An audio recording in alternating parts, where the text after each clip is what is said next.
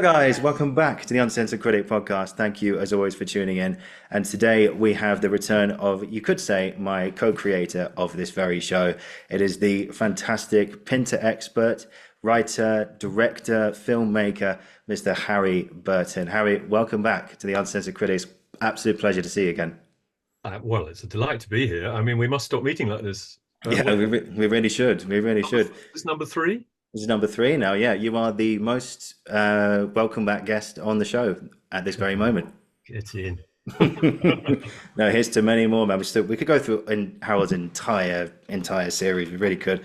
But so we've discussed. I feel like we've touched on most plays, but we've done The Caretaker, we've done No Man's Land, and today we turn our attention to this, The Homecoming, which some of you, one of Pinter's most celebrated works, written in 1964, first performed in 1965, a play about a family in which a certain character called Ruth becomes, quoting from the back of here, becomes the focus of a family's struggle for supremacy. But before we get into all that, Harry, how have you been? I've been very well, actually. Thank you. Ollie, I'm as you know, I've just become a grandfather. Yeah, congratulations. My elder daughter has just given birth to Caspian 2 weeks ago, nearly 3 weeks ago. Mm. Thank you very much.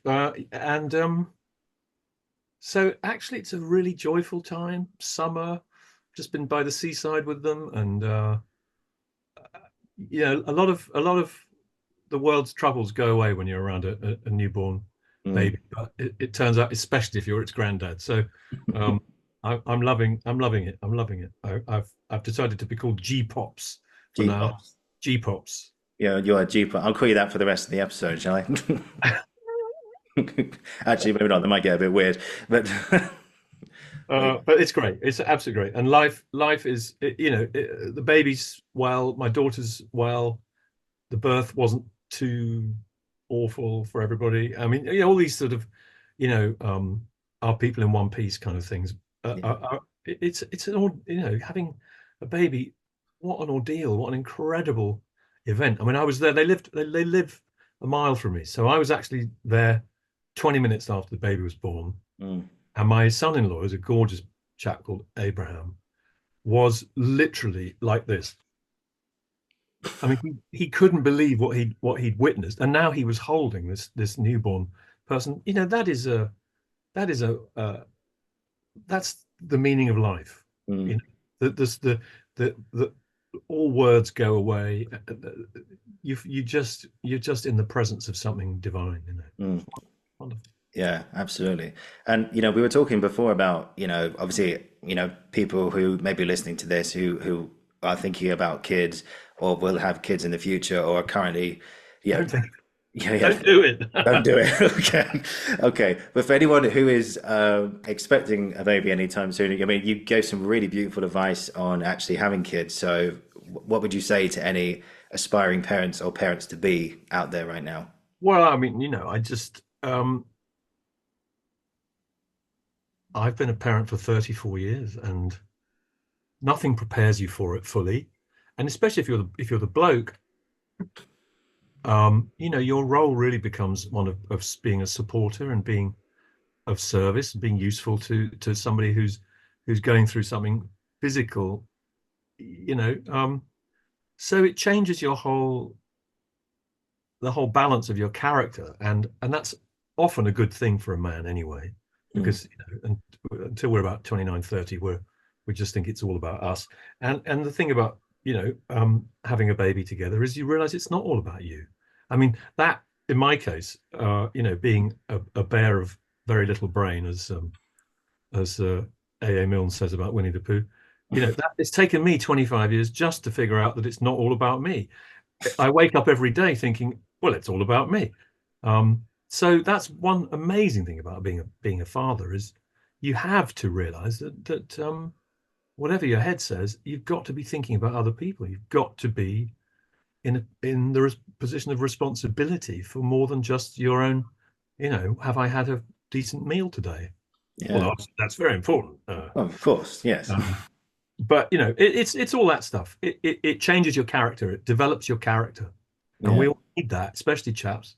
We really need things that give us weight and connect us to the earth and make us less kind of flighty. And, I'll just play this video game for the next 8 years. The world will be still waiting for my genius when I put the console down.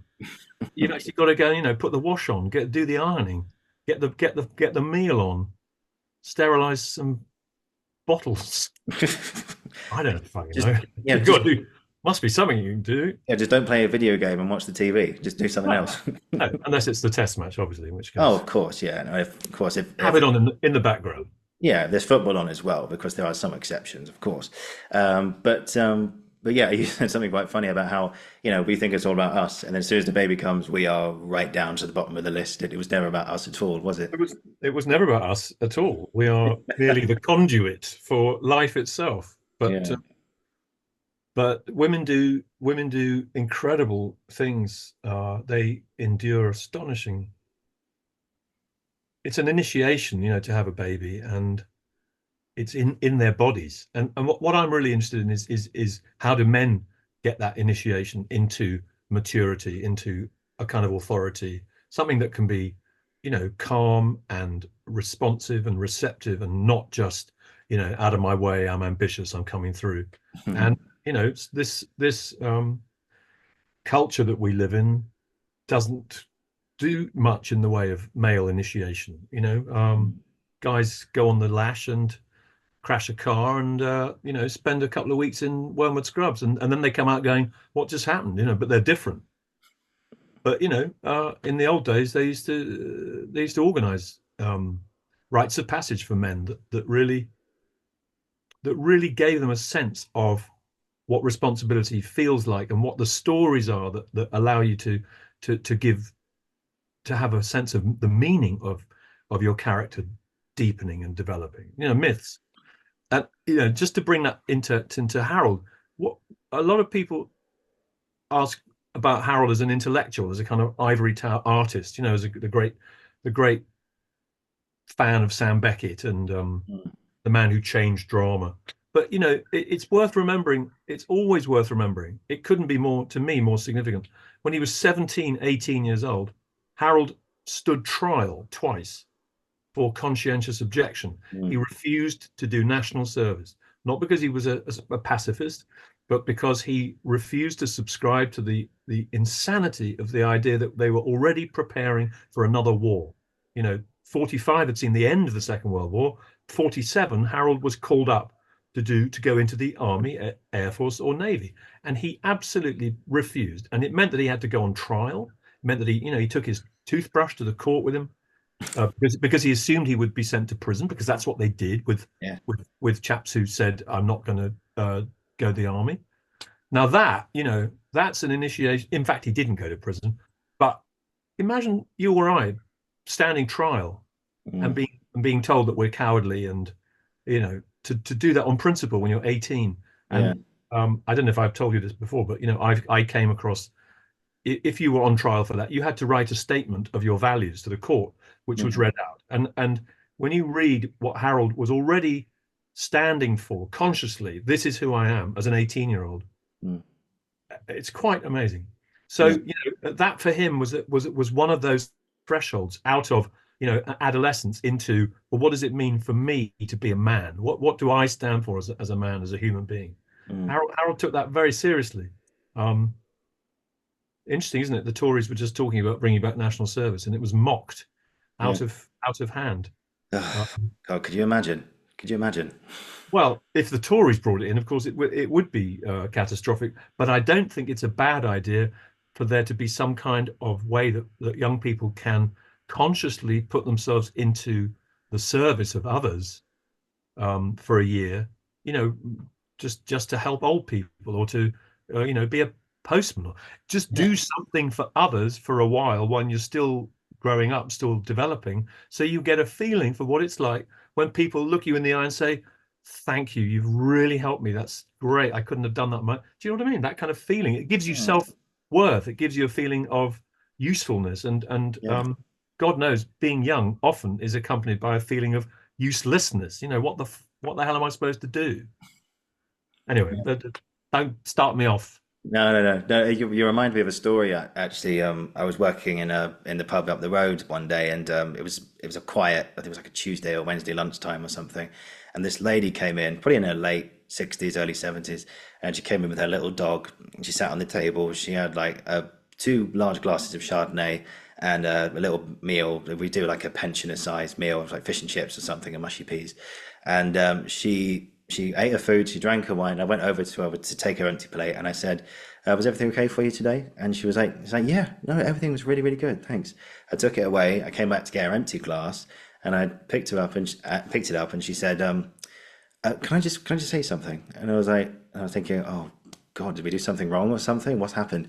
She said, "This is the first time I've been out of the house since my husband died, and this is the first time I've actually plucked up the courage to go out completely by myself and give myself a bit of lunch. And I've got the dog with me and stuff, but it's the first time I've been outside, and you've made me feel really, really, really welcome, and this has been absolutely lovely." And I just, on the surface, next to her, being in my customer service mode, I was going, "Oh well, our pleasure. We can do anything. Yeah, but anything you need, you just let us know."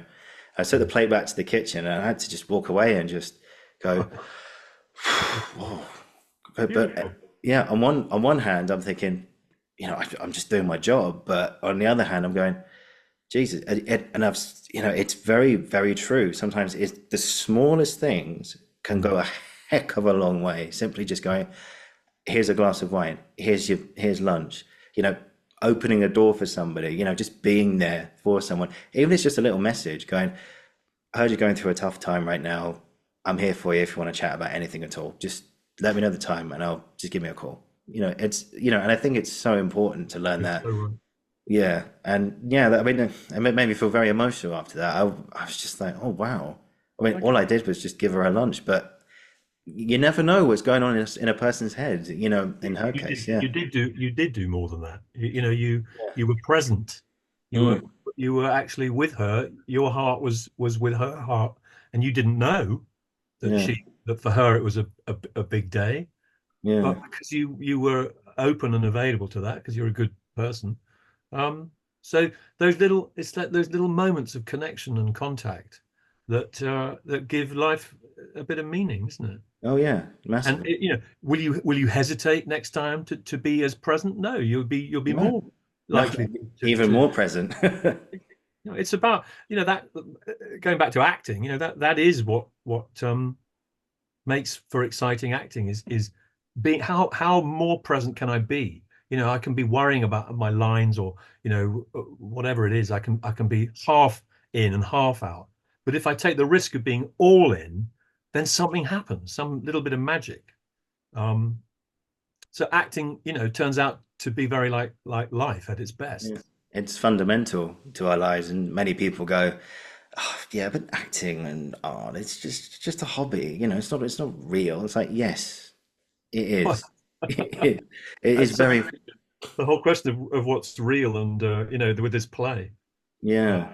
you know, Which we'll get into a lot of detail about this in just a moment. But before we do that, we'll talk about some of your charity stuff in just a second. But this is a really good lead on to a question which I will forget if I don't ask it now.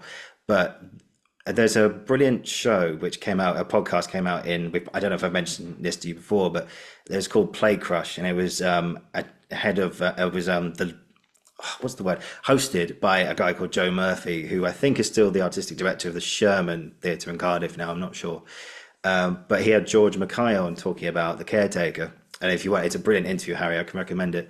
And he talked about how George found in rehearsals that Harold's plays were about love. And I remember hearing that for the first time and going, "How can they be about love? They're about, particularly in this play, it's about domination, it's about manipulation, it's about someone stronger getting advantage over someone weaker emotionally or physically or both." And then suddenly he goes, "No, they're about love or familial love." So, oh, and of course, yeah, I can see you're nodding along to this. I mean, how, in your estimation, are Pinter's plays about love? mm.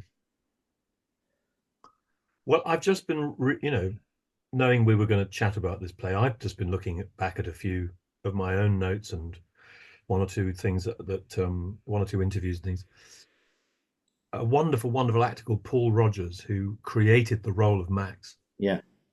Um, in an interview from around that time, in other words, the mid 60s, he reports a conversation with Harold, a one-to-one conversation where Paul Rogers read the play and looked at Harold and said, "This play's about love, isn't it?" And Harold said, "Right." So, you've got that as a starting point. If it comes from Harold, then we must pay attention to that. And yet, all the things that you've just said are absolutely true. And George Mackay and the caretaker, and the things that happen in these plays, the way people behave and the way they treat one another in these plays, are not necessarily what we would think of as straightforwardly reflecting the human condition of love. Nevertheless, families. I mean, the caretaker is again a play about brothers. It features two siblings, and the homecoming you've got three siblings. So this is clear. And Harold was an only child, which is in itself quite an interesting contrast. But yeah, something is going on between people who are bound, knitted together in blood, but who, for one reason or another, are reflecting the tensions and the complications, shall we say, of what can happen when people are. I mean, we don't choose our family, do we? I mean, I've had my own. Personally, I've had my own very complicated relationship, both with my mother and my father. My mother's not around now, but my dad's still alive. He's 93. It's not been an easy ride. It really hasn't. And, I say that with love in my heart. I love those people.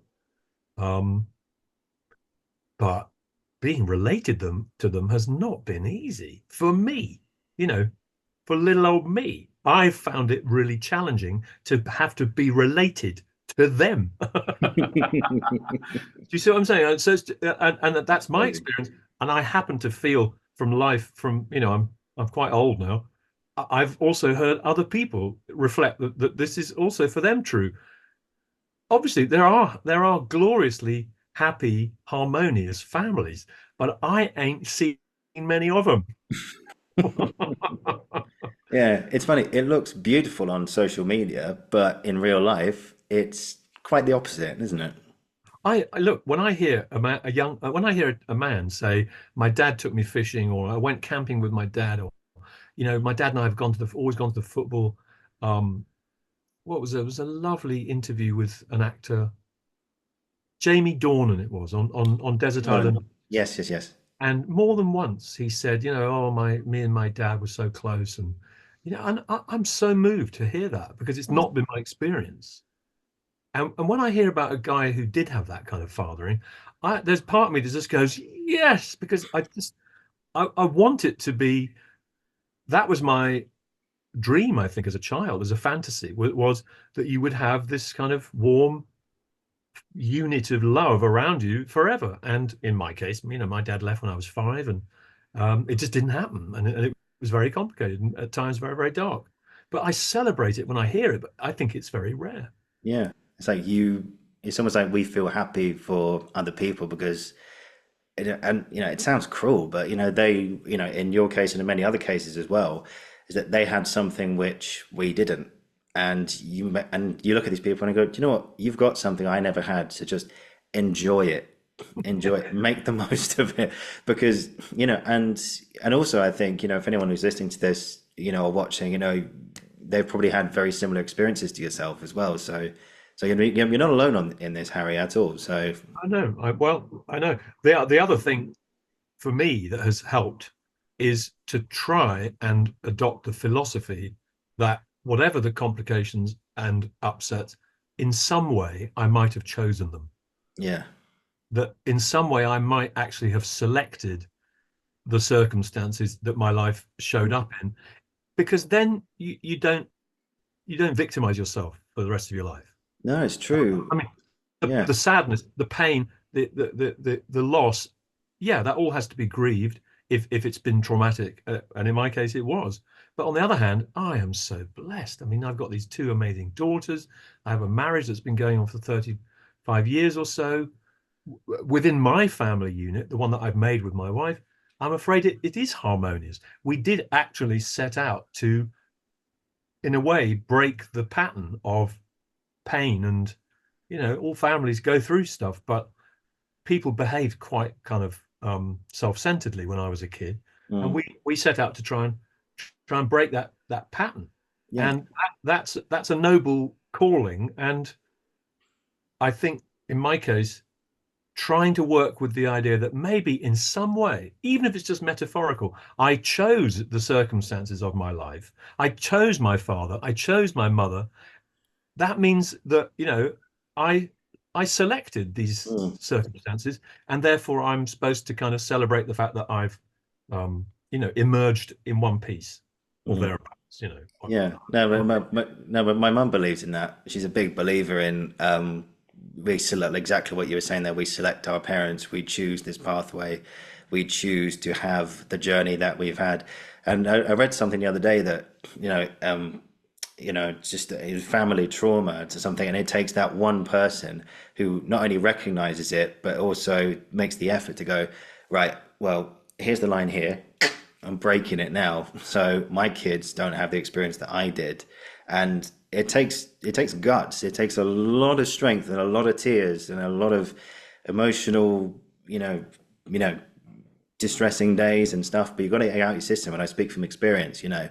But the second you get it out of your system, and then you can focus on what's really important, like, you creating this harmonious relationship with your wife, and then you've got your two beautiful daughters, and now your grandson.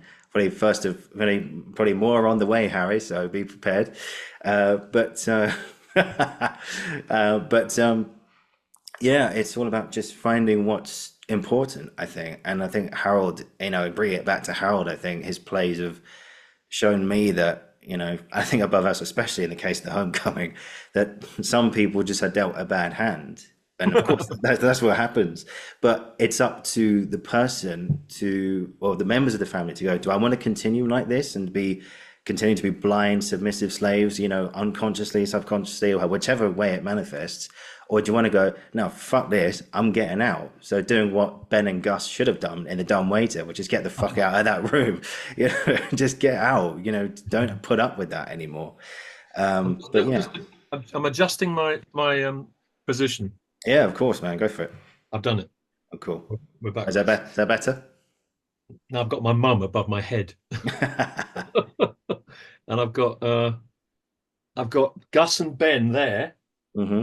That's Jason and Oh yes, yeah. Jason Isaacs and Lee Evans, yeah. that's Jason and Lee, and Jason had that made for me. And what does it say underneath? I think it says, "We're reliable, aren't We're we?" reliable, aren't we? But yes, that was one question I forgot to ask you. But yeah, you directed The Dumb Waiter in the Pinter at the Pinter season, didn't you? Or was No, it? No, no, that's no. not Sorry, that's sorry, not wrong true. one. Wrong one. I did the one at Trafalgar Studios with Tribal Studios. Sorry, with beg those your pardon. two with those Um, two actors, yeah. yeah, what were they like, Jason Isaacs and Lee Evans, to work with? Oh, well, they were wonderful. I mean, it was a very intense and very, very creative. I mean, they couldn't be more different as people. Lee is obviously a unique creature. A, a comedian of genius, but Mm, also a natural clown actor. I mean, I mean that as a compliment. yeah, He his physicality and his awareness lent itself. I mean, Lee's only done three plays to my knowledge. he doesn't do many. No, no. One of them was Endgame by Sam Beckett Oh, he did Endgame. with Michael Gambon, directed by Matthew Warchus, I think. God, I'd love to see that. The second play he acted in was The Dumb Waiter by Harold Pinter with me. Hmm. He He was in. also he He was did at the Pinter, and I saw him at the yes Pinter Pinter season. I did. I saw he him in did that. he did monologue in that season, Mm, and he did a play with me called Barking in Essex. So Lee is very well suited to a particular kind of play, and Jason is a classically trained, brilliant brilliant actor. And so there was a lot of tension between them, as there is between the characters. But it was the right kind of tension for us to make the play come fully to life. I mean, I was listening to an interview with Peter Hall yesterday. Obviously, Peter Hall directed 350 plays. I've directed, maybe 50. But he said that when a production was finished for him, it just became bubbles, washing up bubbles. It just floated away, and he didn't keep records of his productions. Mind you, 350. That would be God, no, it's enough. one hell of a storage room. I remain incredibly close to my productions. They mean so much to me. Yeah. And I have videos of a lot of my productions, including that Dumb Waiter. And I'm not saying I sit around watching my own videos of my own shows, but every now and then, for one reason or another, I might put that on, and it's so vivid. I'm just back there with them in the rehearsal room, and we're having such a laugh. And they were they Harold said to them and to their faces and to mine, this is the best production of this play I've ever seen. And he'd seen a few Dumb Waiters, because at that point Dumb Waiter was 50 years old. Yeah. I mean, it was a magical time. Magical. Yeah. I remember us talking on our previous episode about A Time We Never Forget. And I think Harold said to you on that performance or that production, he simply said, yeah, I have no notes. No notes. I have no notes. Wonderful. Well, that was, obviously a compliment. I mean, yeah. I love watching. I mean, videos of theatre shows are, of course, incredibly flat, and they don't represent 10% of what's happening in the room. Yeah. But on the other hand, it's better than nothing. Yeah. I mean, I love being a director. For me, was like a kind of fantasy that became real. I just had this burning desire to direct, but I didn't know how the hell to make it happen. And it just, luckily for me, it just happened. And it's such an incredible joy to, as an actor, I'd done 20 years or so of acting before I became a director, to step across that line and to work with actors and be the one now saying, could you try that again, but with a little bit more this? Or what about if we did that? And for actors to respond and go, yeah, I'll do that. I'll try that. That sounds great. It's honestly, there is no feeling like it. Not because, they were my ideas, but because, we're making something happen, which in fact is the sum of all of our imaginations and all of our energy. And the collaborative sense of that is the most exciting thing I've ever come across, actually. Yeah. And we talked about this last time, also your documentary about working with Pinter. If anyone who is interested, please get in touch. Harry will send you a copy. There's a, eh? I suppose I will. Oh, do you want? Or are they all sold out? No, they're not sold out. I've got a lot of copies because I think it's been discontinued.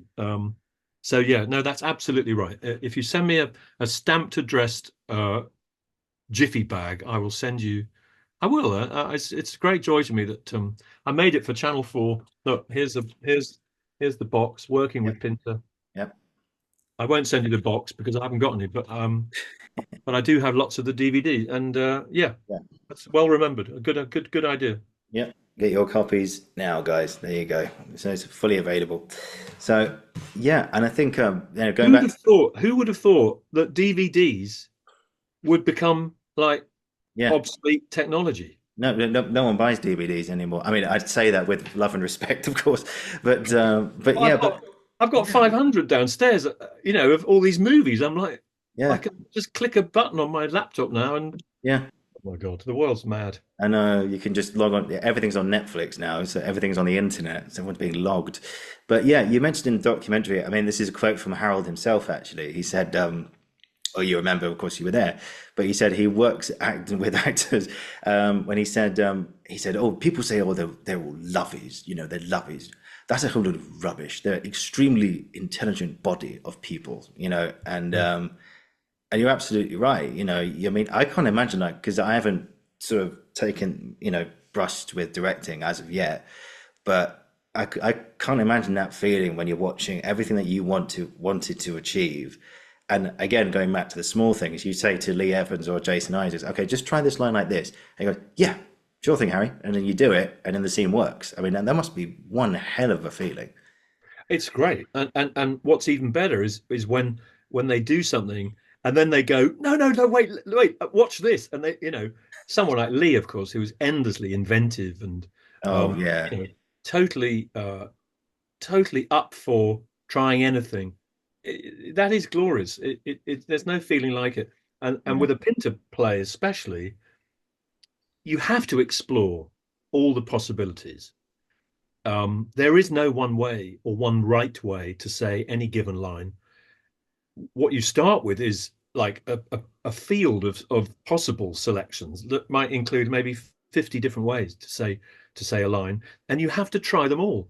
And mm. people get wild ideas. Hang on, wait a minute. What if I mean, Harold went to see one production in Hungary of The Homecoming, and there was this enormous mysterious figure on the stage, and it turned out to be McGregor's ghost. The director had put McGregor's ghost on some stage. Now that's an example of the kind of idea you might have in rehearsal. Try it and then go, okay, no, that's not going to work. No, no, no, Um, get that away. except in European theatre, they go, yeah, we like this. It's good Yeah, because it's more of a director's theatre. But here, yeah. at least what I've grown up with is what is really kind of a writer's theatre, where at the top end, the text, the thing that's on the page, and that a writer like Pinter, who is a poet first and foremost. And what do poets do? They cut, they edit, they shape, they hone, they cut things down and cook it into an essence, Mm, into something not pure in the sense of unadulterated, but something that says what needs to be said, and nothing more and nothing less. And mm, that is Harold's astonishing gift. He started writing poetry when he was about 11, out of mm, the blue. His mum and dad didn't write poetry. His dad was a tailor's cutter in the East End, and his mum was a housewife. There were no books in the house. None of his grandparents spoke English, at Jesus. least not as a first language. They were immigrant Jews from Eastern Europe. Mm. Why and how does a this goes back to me and your mum and you saying, maybe we choose our circumstances. Maybe there's some weird process before we're born where we like kind of go through the Argos catalogue of um, but how does there's this enormous debate. Often Mark Rylance and Derek Jacobi kind of sit around by the fireside on video on YouTube saying, well, what if Shakespeare didn't write Shakespeare's play? But wait a minute, how could Harold Pinter have written Harold Pinter's? How could Harold Pinter become a Nobel Prize winning dramatist Mm. when there are no books in the house? The English language isn't in his genetic makeup, and uh, he's an East End kid with no money. Yeah. So I think there's a lot of there's behind that. Like I said, my mum's a real believer in that, and I think she can give you chapter and verse on it. And but yeah, but it's very peculiar. The given circumstances, being Harold not being able to coming from a family that doesn't even speak English, and yet he's writing poetry at 11 years old. How's that well, work? his mum and dad spoke English, but his grandparents did not Yeah. speak English. Certainly not. It wasn't. They were Eastern Europeans. Yeah. So the English language has not been in his ancestry for centuries, like you or me. Um, and that's the thing. There are some writers. Joseph Conrad, who wrote Heart of Darkness, Yeah. springs to mind, or Nabokov, who wrote Lolita. Mm, These other writers who have actually kind of reinvented the English language, but who didn't themselves have English in their DNA. I mean, of course, we don't know what that well, means, yeah, exactly. um, any more than we understand how psychologists can tell us that all human beings share the same mythological stories, or that we all dream the same dream images, but we do, Mm, because it's been researched and proven.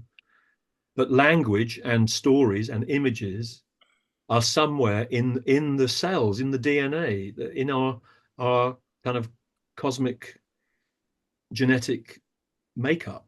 Yeah, because I think Harold must have, an image that came into my head then was Harold must have had this incredible ear as well growing up. He must have heard things on the street or walking past a library or just something. Maybe he just found a book or picked up, I don't know, Yeah, T.S. Eliot or something, a little gander, but it's stuck up here. And whatever absolutely. the journey, it just went from there.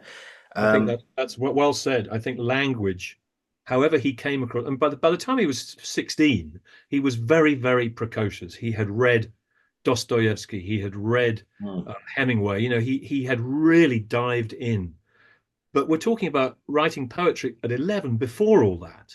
mm, But so clearly there was some kind of spark of fire in him that absolutely was magnetically attracted to language. yeah. And he was in libraries just gorging on literature, poetry. He fell madly in love with poetry. He was wandering around London. You probably know this, but he pretended to he went to RADA Hmm. uh, on a scholarship, but after one term he hated it so much that he went to the principal's office and pretended to have had a nervous breakdown. He sobbed, "Oh, I can't handle it." And the guy said, "Oh, you poor chap, you better go home and come back when you feel better." But Harold didn't tell his mum and dad that he'd dropped out. So he kept leaving the house in the morning as if to go to class. But in fact, what he was doing, he was wandering around London, Soho, um, the East End, walking from the East End to the West End. He went looking for people like Dylan Thomas and his poetry heroes. He went looking in the pubs and the dives where they drank all day. And of course he would have met tramps and GIs and prostitutes and all kinds of people wandering around London in the aftermath of the war. And Harold just ate that up for 6 months or so without, telling his mum and dad. So I mean, I'm just agreeing with you that I think that kind of falling in love with the sounds of language and the way people spoke, the rhythms they spoke in, all of that is some kind of absolute flowering of a God-given talent that he came into the world with. Yeah, I feel like because he grew up sort of post World War II, and it's a world that, I mean, this is a word we've talked about before, and I remember David Suchet told this story as well when he said when he met Harold, he said, I don't remember how they got into the conversation, but he said, "What's your favorite word, Harold?" And he said, "Ambiguity," and he said that I don't I get again this image of Howard growing up post World War II. No one knows how's the country's going to rebuild itself. He was Pinter, a child of the war, playing on bomb sites, etc. He was growing up in a world of ambiguity. Mm. And he probably met all kinds of people. And there's that Mm. famous story from how he wrote The Caretaker that he used to live in a house with his first wife, is it Vivian Merchant, Mm. and his neighbor had electroshock therapy and brought home a tramp one night, Mm. and that was the inspiration. And you're living in this world of ambiguity, and I think that's, would you agree that fed into Howell's entire universe of like how out about writing plays? And of course he was writing plays from where the world was at the time, which we'll talk about a little bit later, but about how ambiguous life is. And I think that's why so many people go, how can you watch Pinter? How can you read Pinter? It's inaccessible. You don't get all the answers. Well, no, I think, and the more I read it, the more I watch it and all I understand about it and talk to his, your good self, is all about learning about how that's how he saw the world. He saw the world through an ambiguous, scope. He saw it through that. And he's thinking the message, and correct me if I'm wrong, but I think he's sort of saying that life is ambiguous. Sometimes you don't have all the answers. You Mm. don't. And that's how life is. And again, I swear we talk about these stories every time we talk, Harry, but going back to the rehearsal rooms. And of course, we've talked about the famous Alec Ackbourne story, "None of Your Fucking Business," etc. But there was another one, which this is a production I wanted to bring up actually, was the Homecoming at the National. And this was, I think, one of the last few times I think he was in a rehearsal room before he died. And the cast included Anna Massey, Ian Holm, Michael Sheen, Claire Skinner, some amazing, amazing people. And And by the way, this is another plug-in. Michael Sheen does an excellent podcast called On Play Crush with Joe Murphy, and another great one. He talks about working with Harold and everything. So go check that out. Claire actually told the story on another on Lucy Eaton's podcast, where she turned around to him one day and asked him a question, and it was simply just looked at her and said, "I don't know." I don't know. And another one was, yeah, and then there's another one which we talked about where someone says, Anna Massey said, "Where have I come from?" Before I walk on into the scene, where have I come from? And Harold goes, "The wings." And you know, life is ambiguous. Sometimes you don't have all the answers. And I think, do you think that was part of his kind of not dressing room, rehearsal room antics when people go, "Oh, where have they come from?" I was like, where's he? I think another one was like this character when he walks out, where's he gone? I don't know. He's gone for a piss. I don't know. It was another one. Yeah. Well, he don't forget he became incredibly famous after The Caretaker from being totally unknown as an actor who'd done 100 plays or so, and had a little play done at Bristol. But then his life changed. So he's constantly being interviewed. He's constantly saying things that go into print or go on the record, Mm. and sometimes by his own mouth. Someone said, "What are your plays about?" And he, I think it was him, said they're about the weasel under the cocktail cabinet. So for the next 10 years, every time a writer or an interviewer, started their piece, Harold Pinter plays are about the weasel under the cocktail cap. It drove Harold insane, Oh my God. because he just said it. It just felt like a good thing to say at the time. It felt, Yeah. like a way of going, I don't fucking know. But I think all these anecdotes you're referring to are all instances of him. I mean, the most honest one of that is what he said to Claire Skinner. I don't know.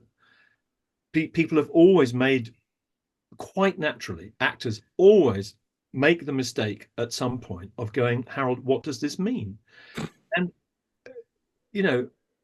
Harold isn't. He's never trying to be difficult for its own sake, unless you're a stupid journalist who's Yeah. just saying, oh, you're famous for the Pinter Yeah. pause. Yes. Or a US politician. Yeah, but one of the things about my documentary is that Harold's coming back to these plays, like The Dumbwaiter or Old Times, on camera, and he's watching actors trying to bring a scene to life, and he gets totally lost in it. He doesn't sit back going, "I wrote this. This is good. This is a good bit. You'll like this bit." He literally is able to Yeah. kind of completely release himself from being proprietorial or having kind of special status. He doesn't want that special status at all. People give it to him, of course, but it doesn't interest him. What interests him is what's happening. What is actually happening now? A man walks through a door onto the stage. What's happening? What is about to happen? If you can find a way to make that full of life for the audience, but if you stopped and said, "Okay, time out," what does it mean? You've got 1,000 people in the audience. Half of them are going to go, "What?" And the other half are going to have different answers. There is no definitive answer to what is real or what is, Henry Wolfe, Harold's best friend, and Harold used to both tell the same kind of stories about their adolescence and about the fact that they really didn't believe they would live very long. They really thought, after the Second World War, which was ended with the nuclear weapons in Japan, suddenly human beings have the capacity to wipe themselves off the face of the earth. And Yeah. crap knows, we're living with that today. But Yeah. as adolescents, as 16, 17, 18-year-olds, it made them really look at life in a very acute way and say, what can we expect? Not much. Will we marry and have children? Unlikely. So, how are we supposed to behave? And their philosophy was to find any way possible to be free, because it was going to be a short life. And so, if that isn't ambiguous, I don't know what the hell is, in the sense that, you're literally living with the feeling that it could all be over tomorrow. Yeah. And you and I, we go through life, we forget that. Yeah. We forget that life is incredibly precarious and unpredictable. But if you're an adolescent, don't forget Harold and Henry were Jews. So they've seen what's just happened to 6 million Jews in Europe. They know that Hitler got right up to the edge of the English Channel, changed his mind. But if Hitler had gone another 35 miles, fuck's sake, it's curtains, and that's your Very that's your different. that's your mum, that's your dad, that's your grandparents, all in the ovens. That was real for them, Yeah. and it should be real for us too. I mean, not just Jews, but Palestinians and Anyone, God yeah. knows anyone, exactly Anyone. anyone. Now that what you've just said there, the way you said anyone, the way you asserted that as the absolutely morally correct position for a human being, that is Harold's philosophy in a nutshell. Anyone. We are all one. We are a human family. Now he felt that very strongly by the time he was 15, 16 years old. Yeah. And so, on the one hand, there's ambiguity, and who knows who's coming through the door, and who knows who is, sending weird things down in the food lift, and someone's fucking with my head. There's all of that. And then there's, well, what can I feel in myself that is unarguable, that is incontrovertible? Well, that I will try to help people. I will not be triggered by panic or fear. I will help that person across the road.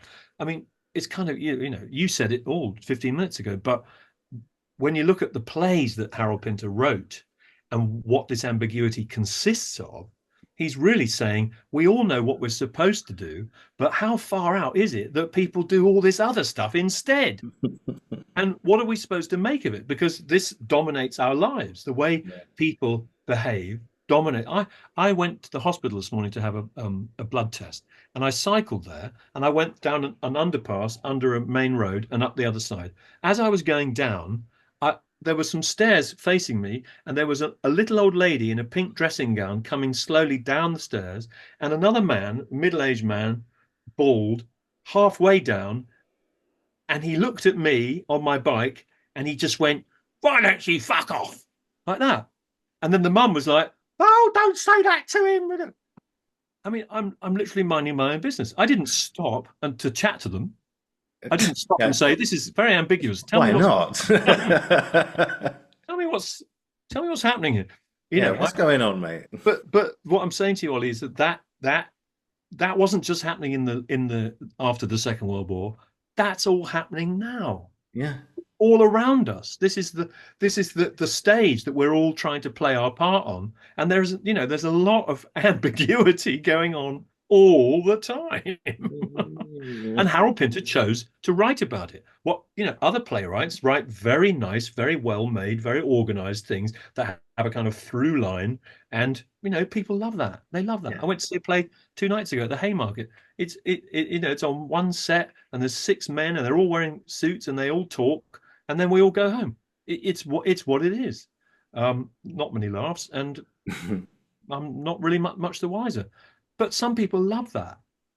Other people want drama, theatre, stories, myths to really rearrange their molecules because they find that somehow that's life affirming.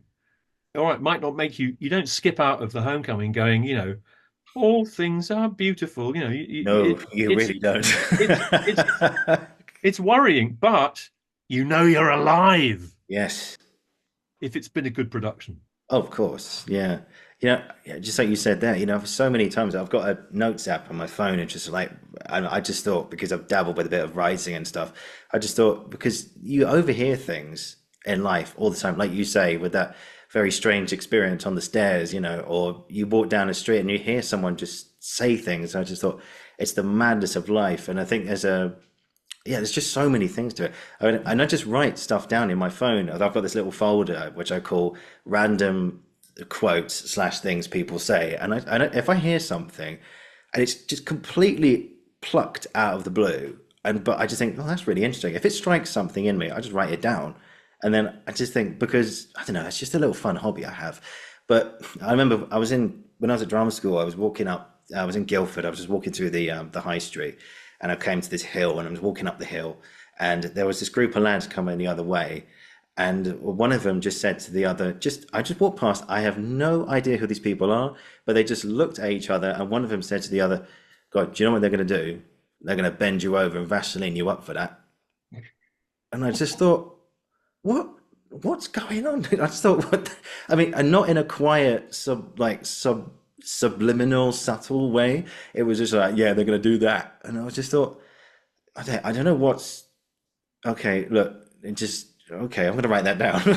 Just because I don't know why. I mean, it's just you hear these things. I've got so many. I mean, I could go through them all, but we'll be here for ages. But But it's language yeah, too. Language is amazing. yeah, What words can do, certain combinations of sounds and words and rhythms, it just makes you stop in your tracks and go, what the hell? Not everybody, but those of us who are no, trained no, no. to stories and telling stories and so on and playing characters. Language has this astonishing arresting power, and that is what Pinter fell madly in love with. Mm. I remember us talking about No Man's Land last time, and just the ploys of the well pronounced C word, like in No Man's Land, where he goes, champagne, you can't drink champagne, it's lunchtime, it's the best time to. I mean, Owen Teal, I mean, you saw that one? You saw the Owen Teal one.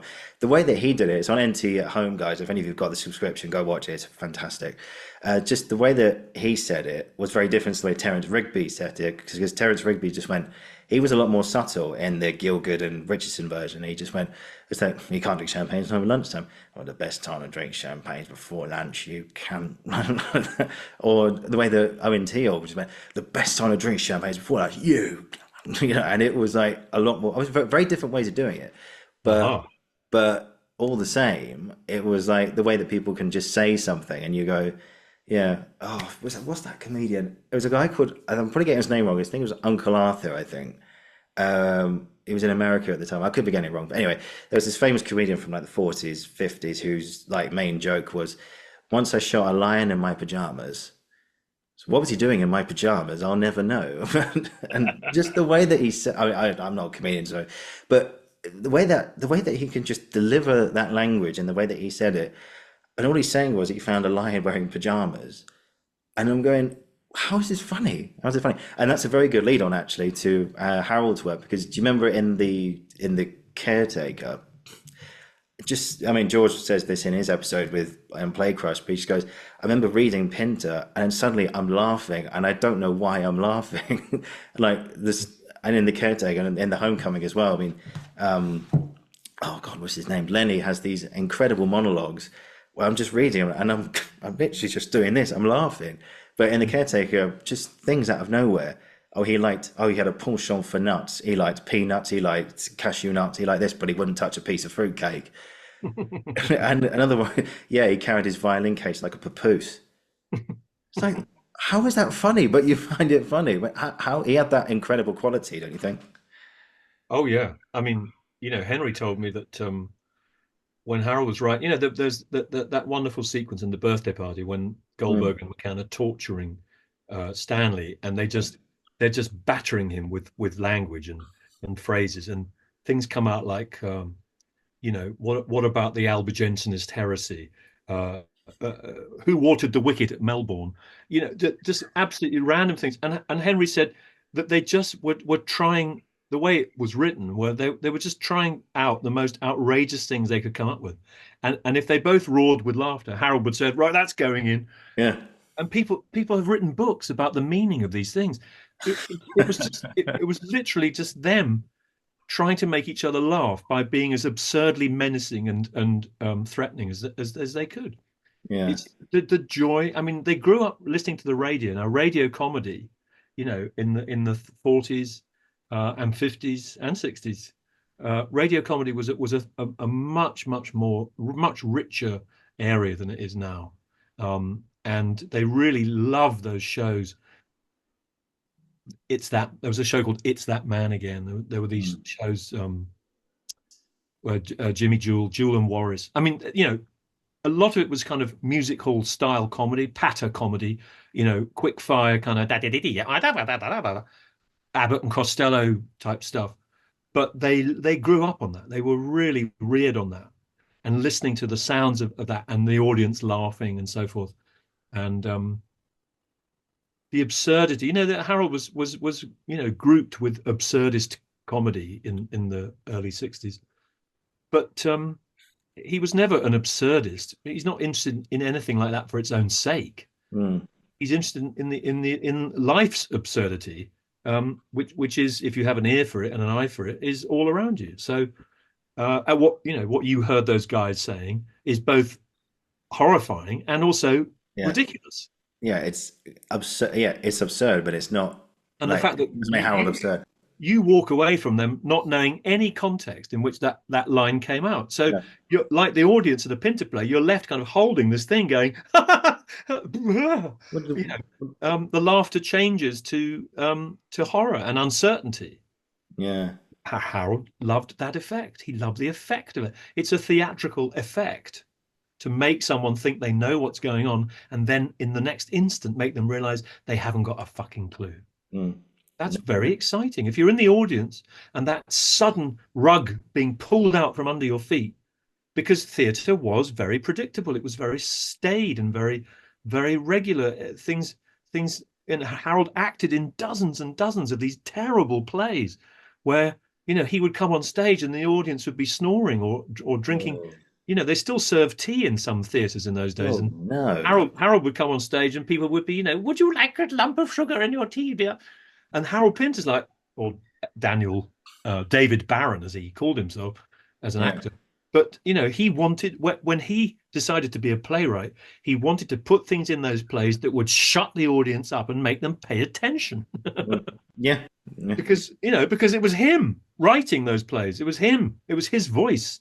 So, a lot of the insanity and the absurdity and the love of crazy, just people saying crazy shit, comes from those different factors. Yeah. And on that note, that's an excellent lead on to The Homecoming.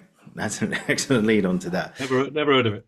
No, never heard of it. So it's so many different layers, so many different layers to this play. But we'll delve into the nitty gritty in just a second. So for anyone who hasn't seen the play, it's to say that this is a play about a dysfunctional family is probably doing it a bit putting it either very mildly or a mild disservice. I'm not quite sure. But you've got family members, Max, Lenny, Teddy, Sam, Joey, all in a room. And then Ruth enters, Teddy and Ruth, who are a married couple, enter later on. And this, like most of Pinter plays, a subtle yet very clear power struggle ensues and a lot of ambiguous, crazy, yet very interesting things happen. And, if anyone who is desperate to see the play, I'm just going to warn you now, there'll be a few spoilers. So if you're aware of that, then please stay with us. So let's shoot right back to the beginning, Harry. Where did you first see The Homecoming?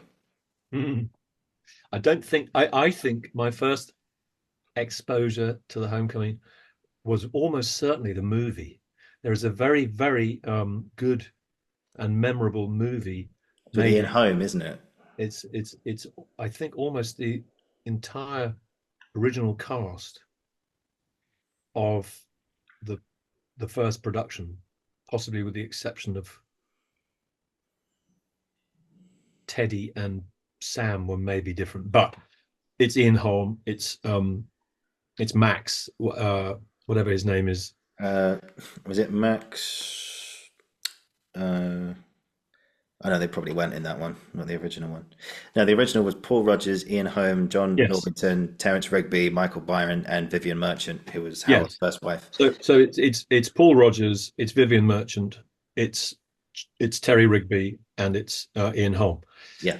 But anyway, I think that was the first time I saw the play. Actually, I don't think I saw it in the theatre maybe until the national production with Michael Sheen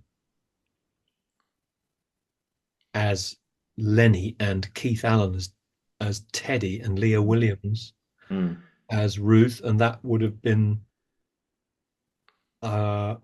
his name will come to me playing Max. Um, I've seen pretty much every production in London since then. That was probably at the beginning of maybe in the middle of the 80s. Mm. Funny enough, my the man who really made me into an actor was a teacher of mine at St Paul at school at St Paul's called Brian Robson. He's behind me too somewhere. Um, and Brian had given up being the head of. He'd been a Royal Shakespeare Company actor, and he became the head of English at my school. And but then he retired from teaching and went back to acting. And my own English teacher, stroke mentor, was understudying David Bradley as Max, and he went on, or they did an understudy run. So I actually saw my own English teacher who, and this is so weird, but Brian had been Harold's son's tutor. Harold had a son called Daniel. They fell out and they hadn't seen each other for a long time when Harold died. But when Daniel was a child, Harold and he were devoted to each other. But Daniel went to the same school as me, and the same man was tutor to Daniel and was my inspiration to become an actor, this man Brian. And I saw him play Max. This is just so personal. It's not interesting to your listeners. No, keep it coming, mate. But it was David Bradley who played Max in that production. It's David Bradley who was Argos Filch and Walder Frey, right? Yeah, exactly. And I've since seen well, many other productions of it. But the movie is, I would want your listeners to know about the film.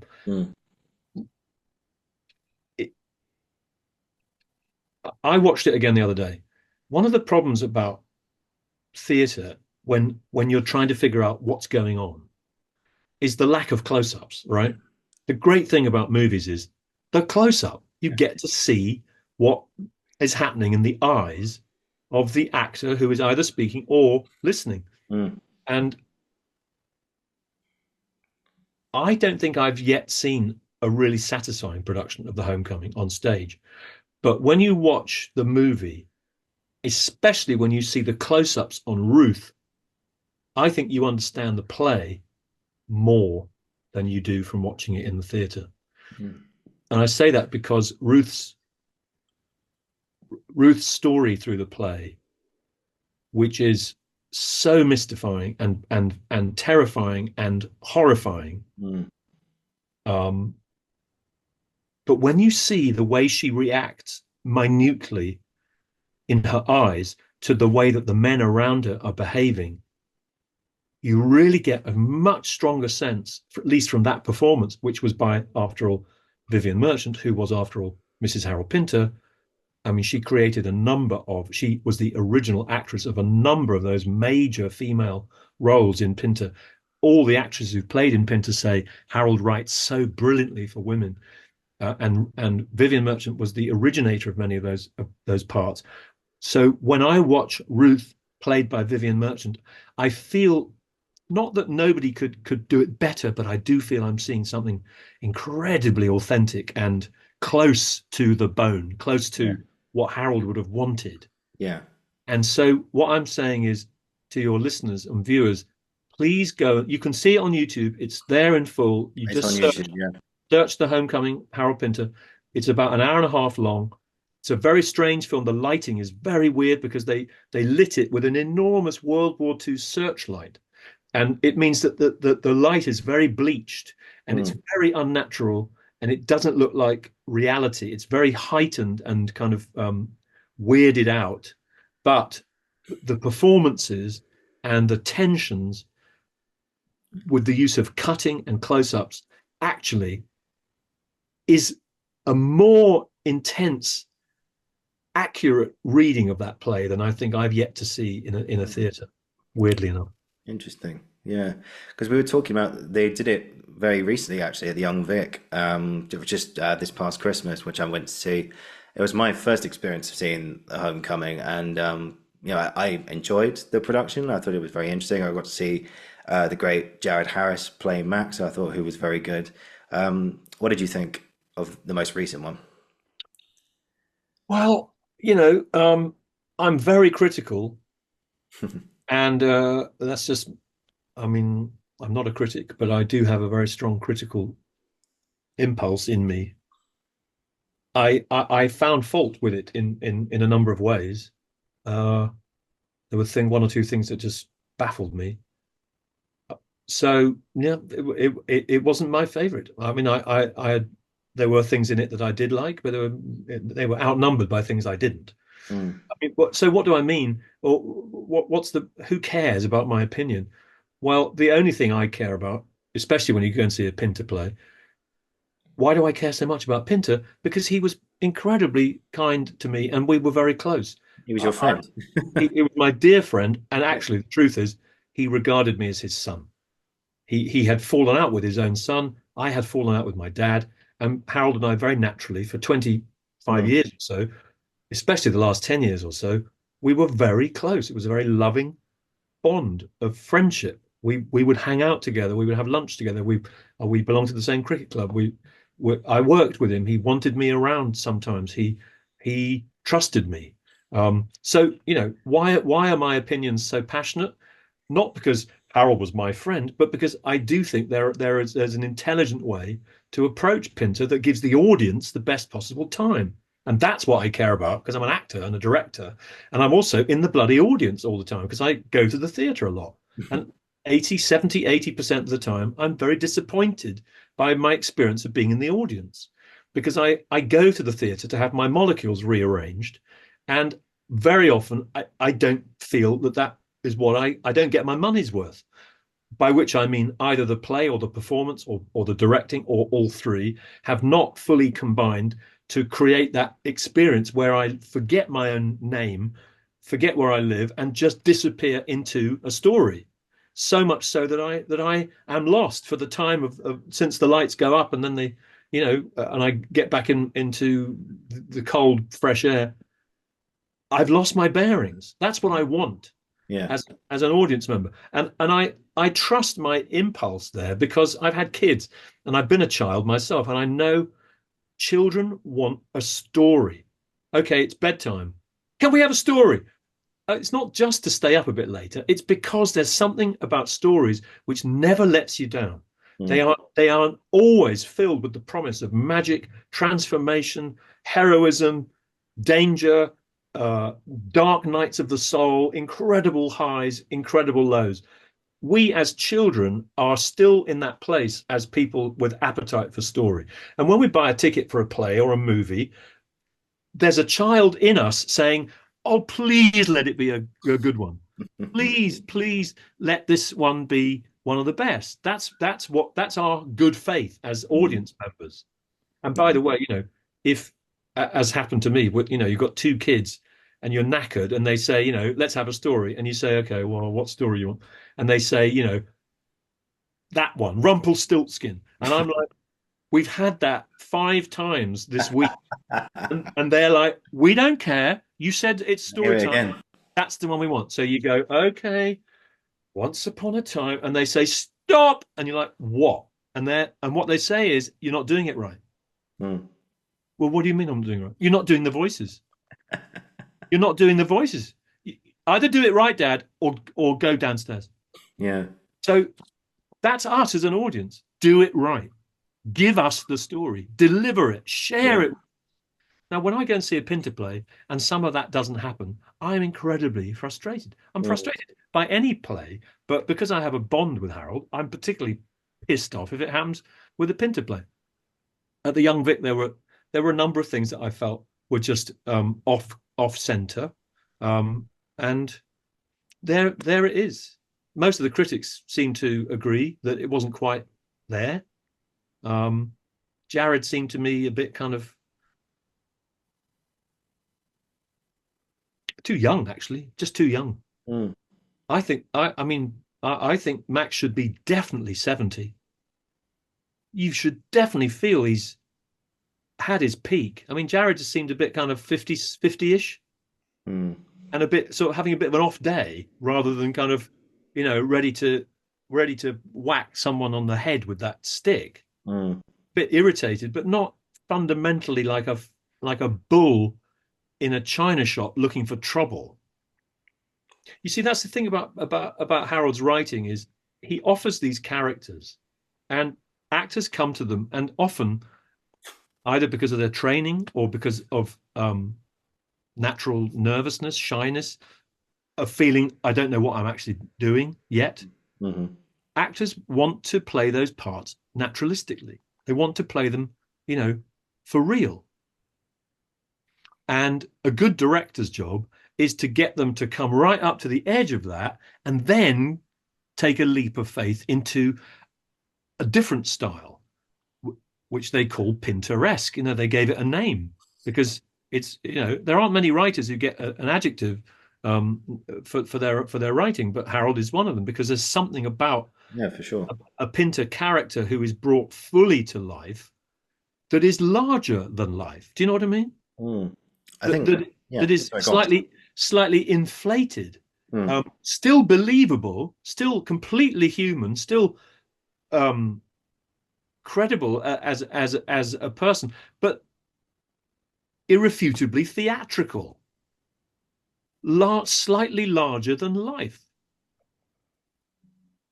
And some actors are very resistant to that, and some directors don't know how to help actors get to that place. Mm. I think well, one thing I did like, I'm not sure if you had the same opinion with the way that the character, well, the actor, sorry, playing Lenny, was a guy called Joe Cole, from Peaky Blinders and etc.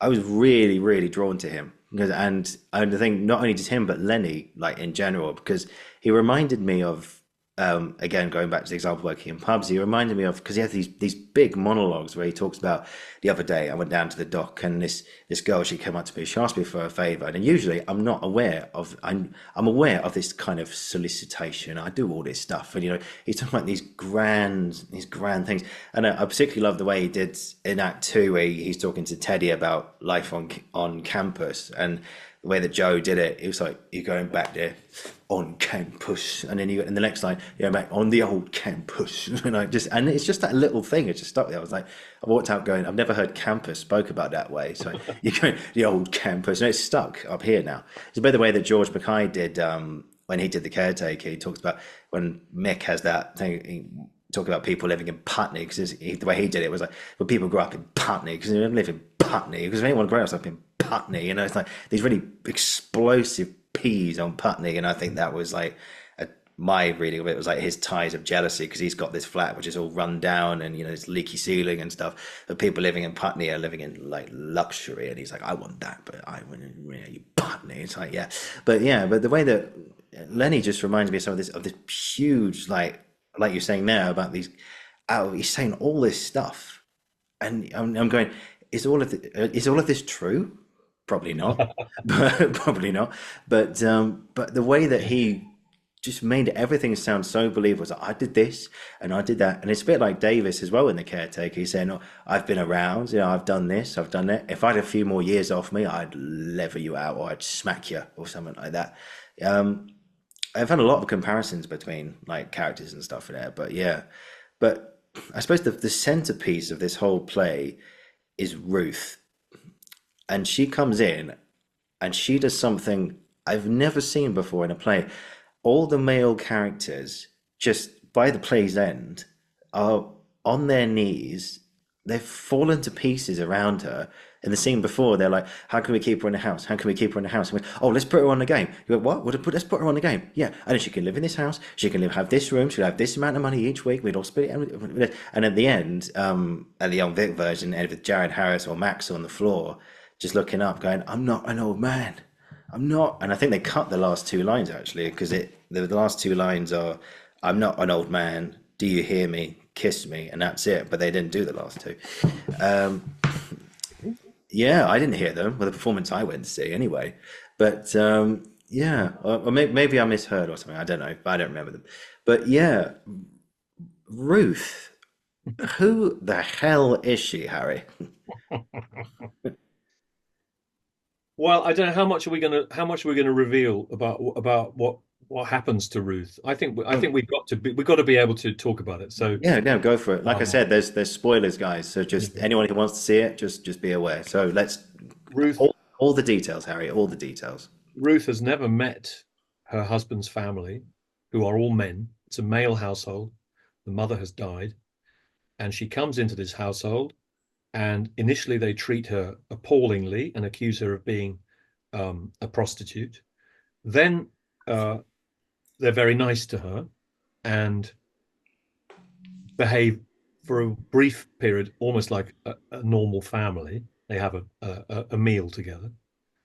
But then in the last third of the play, it is proposed that Ruth does not go back to America to her three children and being her professor husband's housewife wife, but that she stays in London with Teddy's family and goes on the game in a flat in Soho and makes her living on her back and comes home and occasionally does the cooking and cleaning for the men. And at the end of the play, Yeah. by the end of the play, she appears to have agreed to this. She appears to have negotiated her own terms for this new arrangement. Her husband Teddy says, "All right, I'll be off then," and he goes back to America apparently. Yeah. Her three children are apparently now motherless, and as you say, the curtain, as they say, falls on a kind of tableau of Ruth now sitting in Max the patriarch's chair with the men sort of around her on the floor, shattered in bits, apparently now completely in her thrall. But she seems to have agreed to be a prostitute. And that's the end of the play. Right, now ask me the question again. What the hell is going on with Ruth? Yeah, what's going on with Ruth, Harry? What do you think? I've no idea. I have no idea. Why is she? She's a mother of three kids. She's traveling. She's just come from Italy to be to London. And just like that, and I'll tell you what, this is a good lead on actually, because there's one moment in the play which made me just physically, I've never done this in the theatre very much, but it made me go, whoa! And it was when there's a moment in Act Two where Lenny puts some music on and says to Ruth, let's have a dance or something like that. And they start dancing. In front of Teddy, who's Ruth's husband, they start making out and then they pull each other apart. And then Joey, who's the other brother, comes in, sees this, and goes, "Oh, is this it?" And then he runs over to Ruth and starts making out with her as well. And I sat there in my seat, go, "Whoa, what the hell is going on?" Like many people do when they come see Harold Pinter. It's like, what is going on in that moment? So, do you have an answer, Harry? Well, funnily enough, I read something just before we came on. I read something that Harold himself had said in rehearsal during the first production. Yeah. That Harold himself said the only strange thing that's happening in that scene when Joey and Ruth are snogging on the sofa, the only strange thing, Harold said, is that the other members of the family are standing watching. That's the only strange thing. That's the only strange thing? Well, yeah, what he's implying, I suppose, is that people behave in erotic ways. People behave somewhat liberally all the time. I mean, as you and I are talking right now, I'm in Shepherd's Bush. There are many, many bedrooms right now, probably, or office broom cupboards where people who aren't supposed to be making out are making out. The only strange thing about this in this play is that the rest of the family stood around watching. So, Right.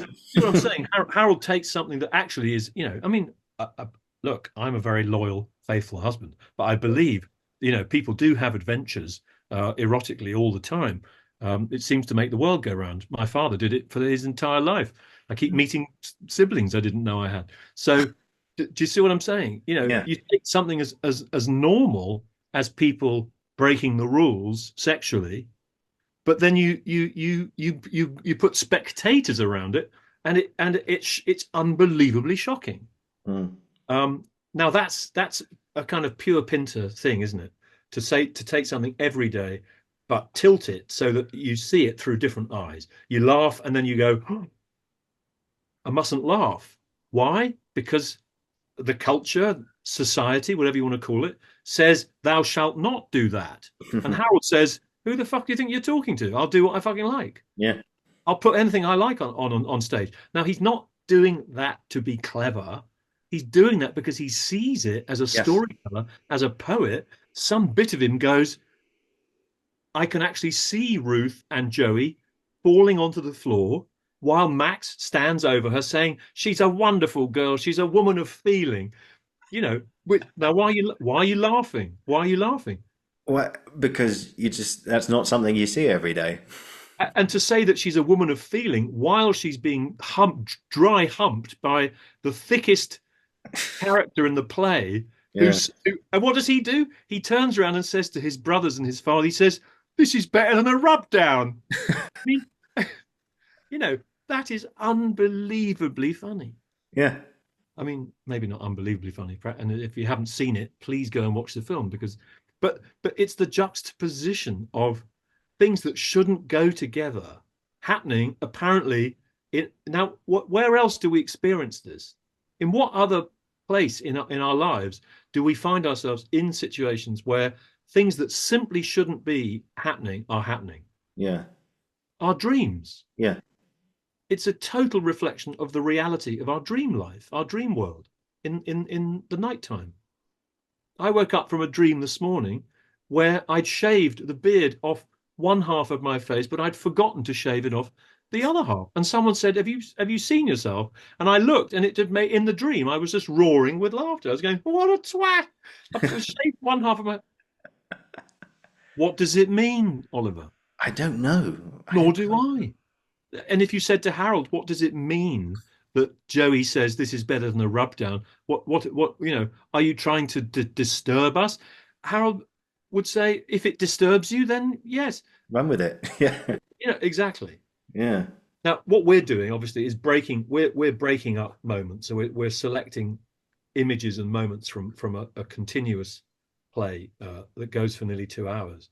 And the genius of Harold, or of any good playwright, is of course to keep the story flowing Mm. so that the audience completely forget who they are and go with them on that extraordinary and bizarre and very troubling story. Mm.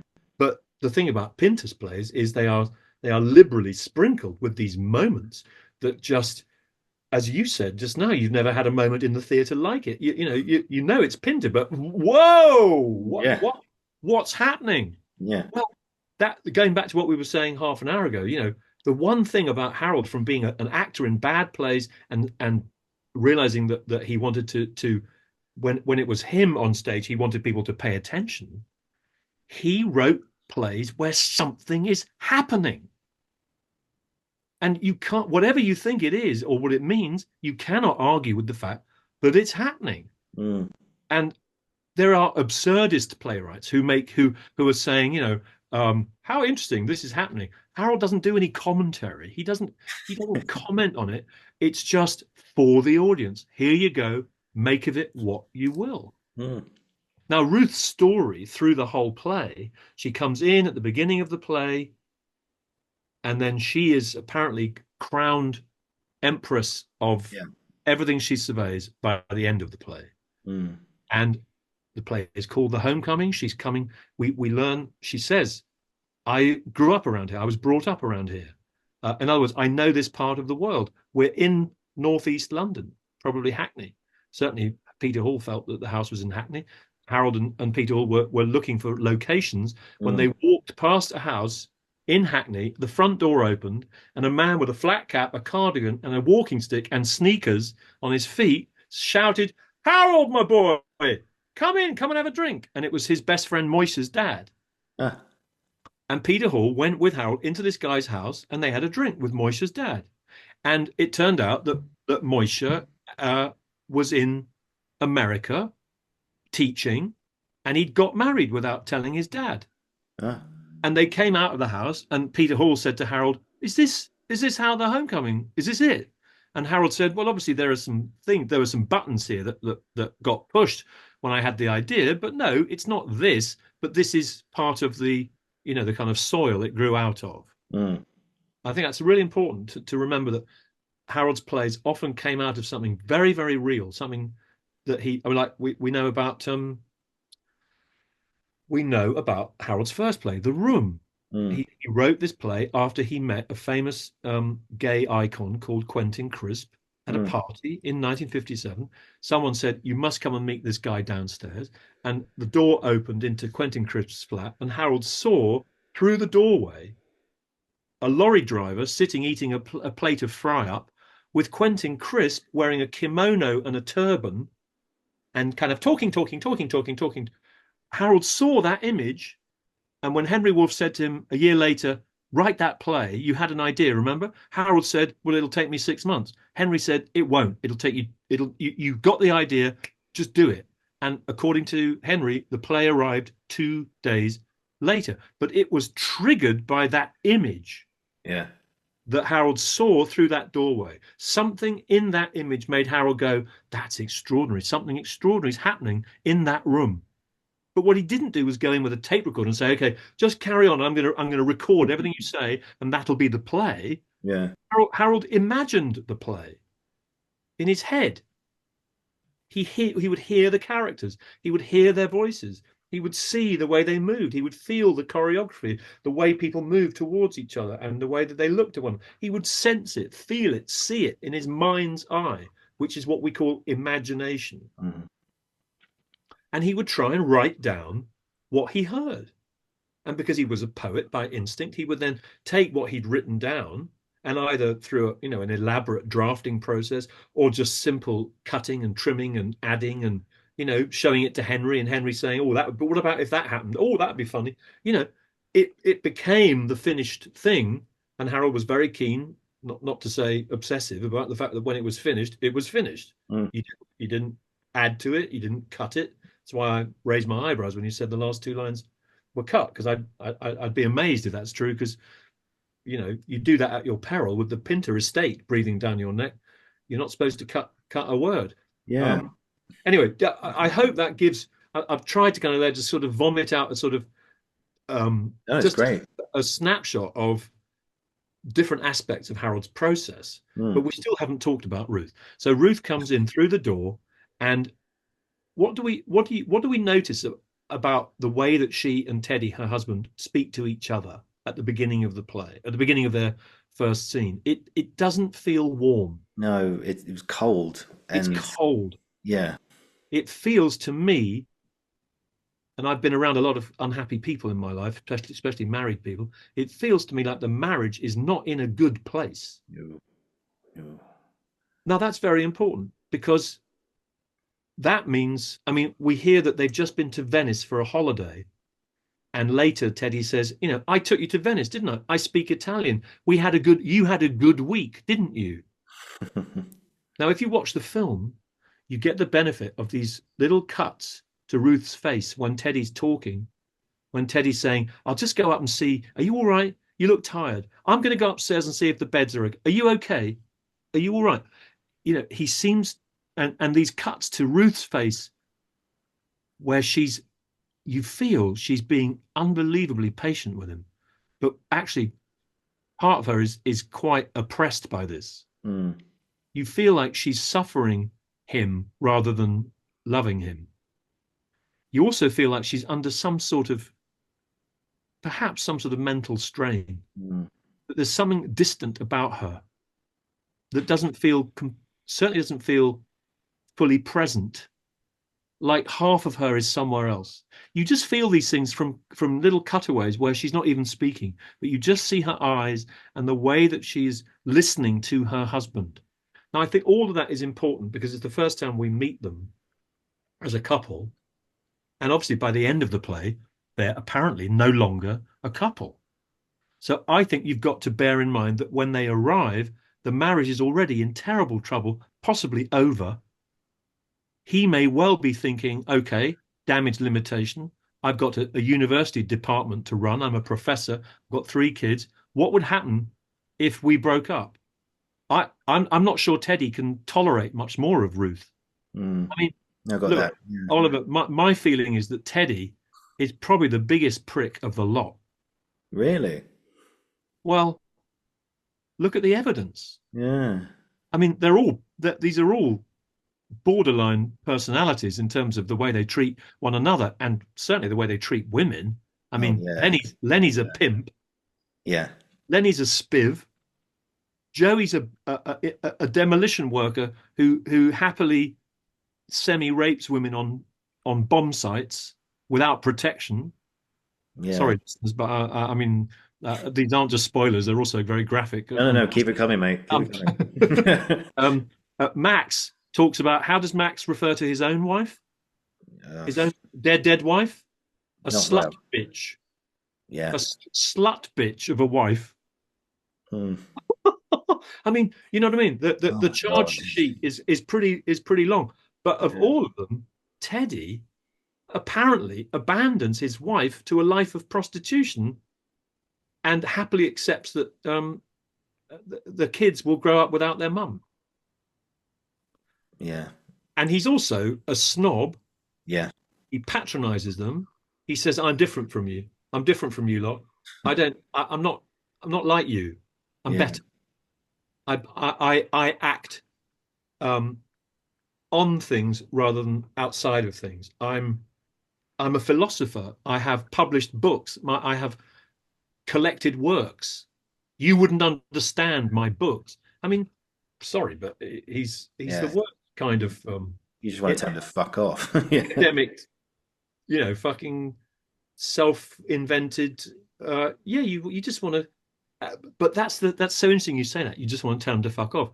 Why don't they tell them? They don't. They never say to each other. I mean, they say flake off or pop off.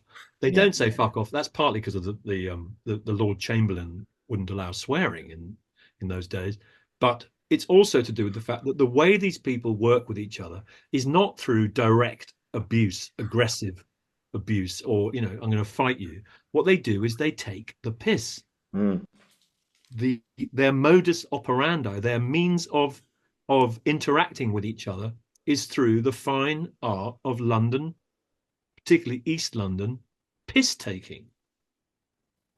And what does that consist of at its finest? The fine art of piss taking is to mock someone with such wit and intelligence that they can't be sure whether you are mocking them at all. That's the fine art of piss taking. And everybody in the play, including Ruth, is a master at it. Oh yeah. Because Ruth does it to them too. Ruth cuts through it completely. She Yeah. pulls Lenny on it. She just says, "Let me pour it down your throat." Let she takes command of a man who thinks he can run rings around a woman, and she absolutely wipes the floor with him. Yeah. She is from the same part of the world as them. She says that. She's brought herself up in the world. She's got status. She's got money. She's got everything a woman could want. But actually, what she doesn't have, freedom. She doesn't have her freedom. Mm. She's chained to Teddy with his university life. What does she say about America? She says it's full of insects. There's lots of insects there. She repeats that line. Mm. And there's lots of insects there. She hates her life. Now, in our culture, the most heinous thing a woman can do is abandon her children. So what does Harold Pinter have a woman who wants her freedom do? She He abandoned has, her children. he has her abandon her children. And she Yeah. looks at the world and she says, what are you going to do about it? Mm. You're going to tell me who to be? Good luck. I think it's a really interesting area of because Pinter wrote because it was written like I say in 1964, first 1965. It was a changing landscape of women's rights at the time. And I know you said earlier Howard doesn't like a parable or he doesn't like something that stands for this in Yeah. plain sight. He doesn't do that. But he wrote it at a time which women's rights were women were getting more rights and therefore freedom for the very first time. I know in this country women could vote from 1920, if my memory serves me right. Anyway, but more and more things, and funny enough, in America as well, all these things coming in where I think it was in the 40s, where there was a Civil Rights Act, number 7, which said that you were not allowed to to disregard applications from women or for anyone for a job based on what gender they are. So in other words, you have to consider men and women for a job. End of. It's not just a man's job anymore. It can be a male and female job. And I think that brings me to one scene in particular in the play. Should we read a little bit of the play, Harry? The glass scene between Ruth and Lenny. So, you've got the Faber and Faber version? Faber and Faber, yeah. Yeah. So let's see. So I'm on page. We're at the bottom of page 50 up until until Ruth's line. I'll pour it down your throat on 53. So do you want to be Ruth or Lenny? I'll be Ruth. Okay, cool. Right, so we'll just go from the last little bit on 50. So I'll go from, so as I don't believe you're smoking at the moment. Mm-hmm. Okay. Mm-hmm. So continuing because I feel we always read a bit of Pinter out on these things. It's always good to read. It's great. I hadn't expected this. This is great. That's good. So, as I don't believe you're smoking at the moment, I'm sure you won't object if I move the ashtray. And now perhaps I'll relieve you of your glass. I haven't quite finished. You've consumed quite enough, in my opinion. No, I haven't. Quite sufficient, in my own opinion. Not in mine, Leonard. Don't call me that, please. Why not? That's the name my mother gave me. Just give me the glass. No. I'll take it then. If you take the glass, I'll take you. How about me taking the glass without you taking me? Why don't I just take you? You're joking. You're in love, anyway, with another man. You've had a secret liaison with another man. His family didn't even know. Then you come here without a word of warning and start to make trouble. Have a sip. Go on. Have a sip from my glass. Sit on my lap. Take a long, cool sip. Put your head back and open your mouth. Take that glass away from me. Lie on the floor. Go on. I'll pour it down your throat. I mean, what? I mean, and then it goes back to what we talked about before. It's like that undercurrent. There's anger, there's frustration, there's some kind of between a man and a woman. I mean, is there some kind of sexual tension there between the two of them as well? Well, I think there is. I think there very much is.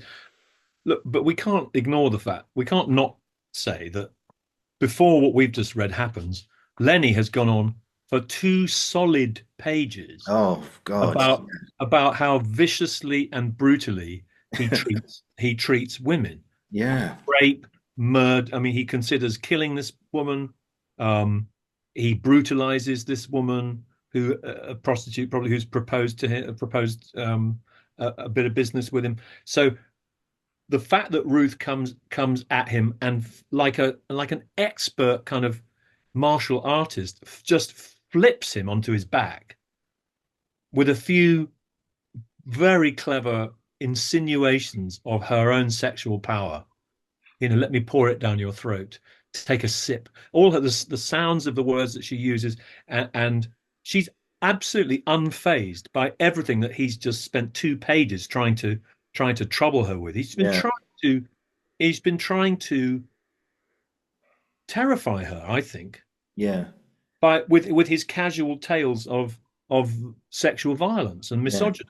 Yeah. And she flicks it off and she flips him onto his back, and he's very, very troubled.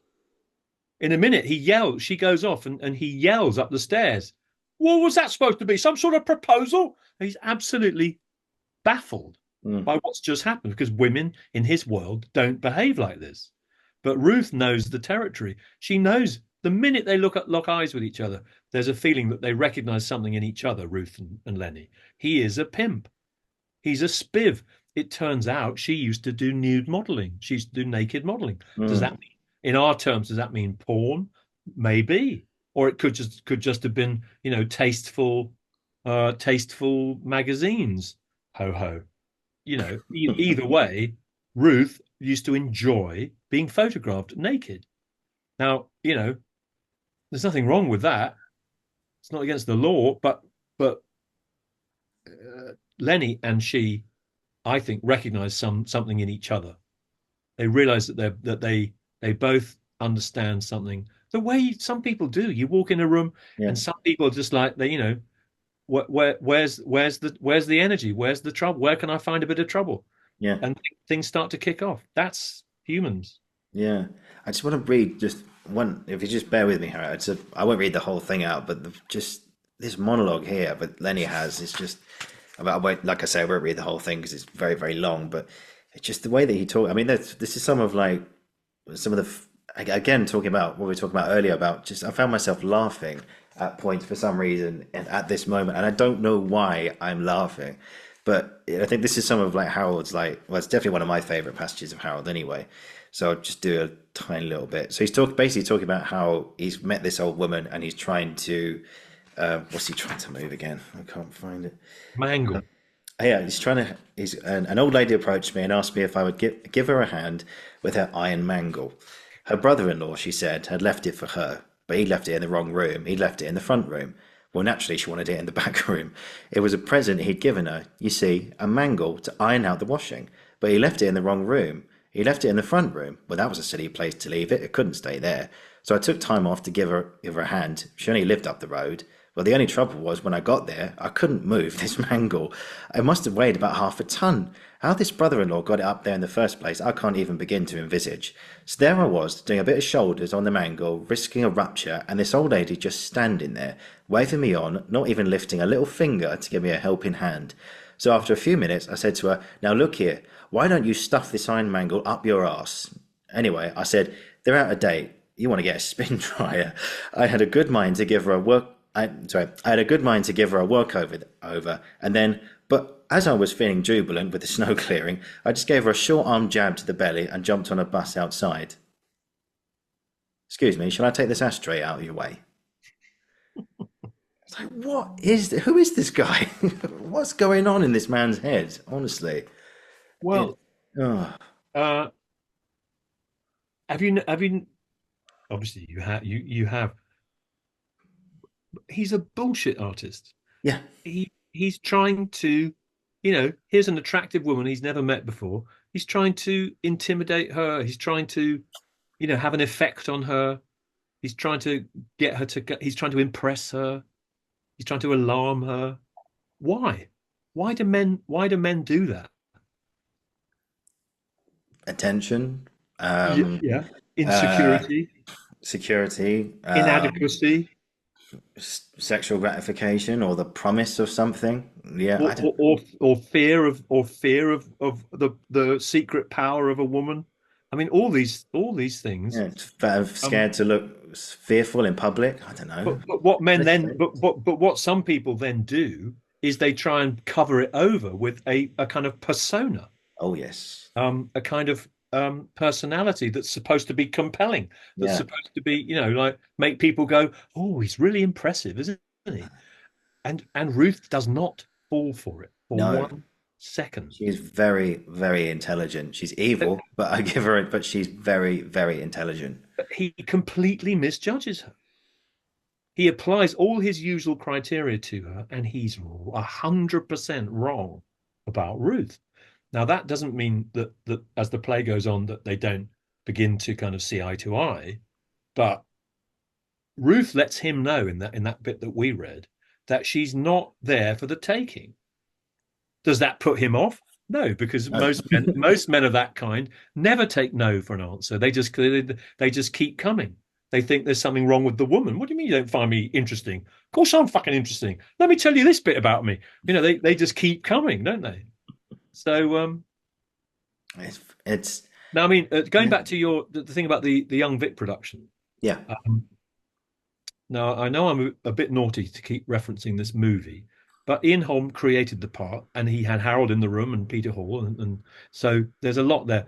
But the thing about the chap at the Young Vic was, I felt he was pushing. I felt he was working too hard.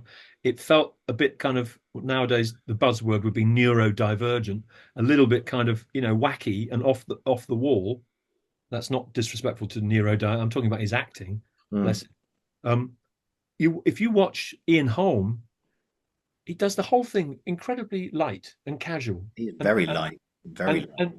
and there are very few moments where his tone changes to something more um, dictatorial. Uh, Lines like "You've Yeah, had quite sufficient, in my own opinion." There's a kind of edge to that, yeah, but essentially he plays Lenny as very cool.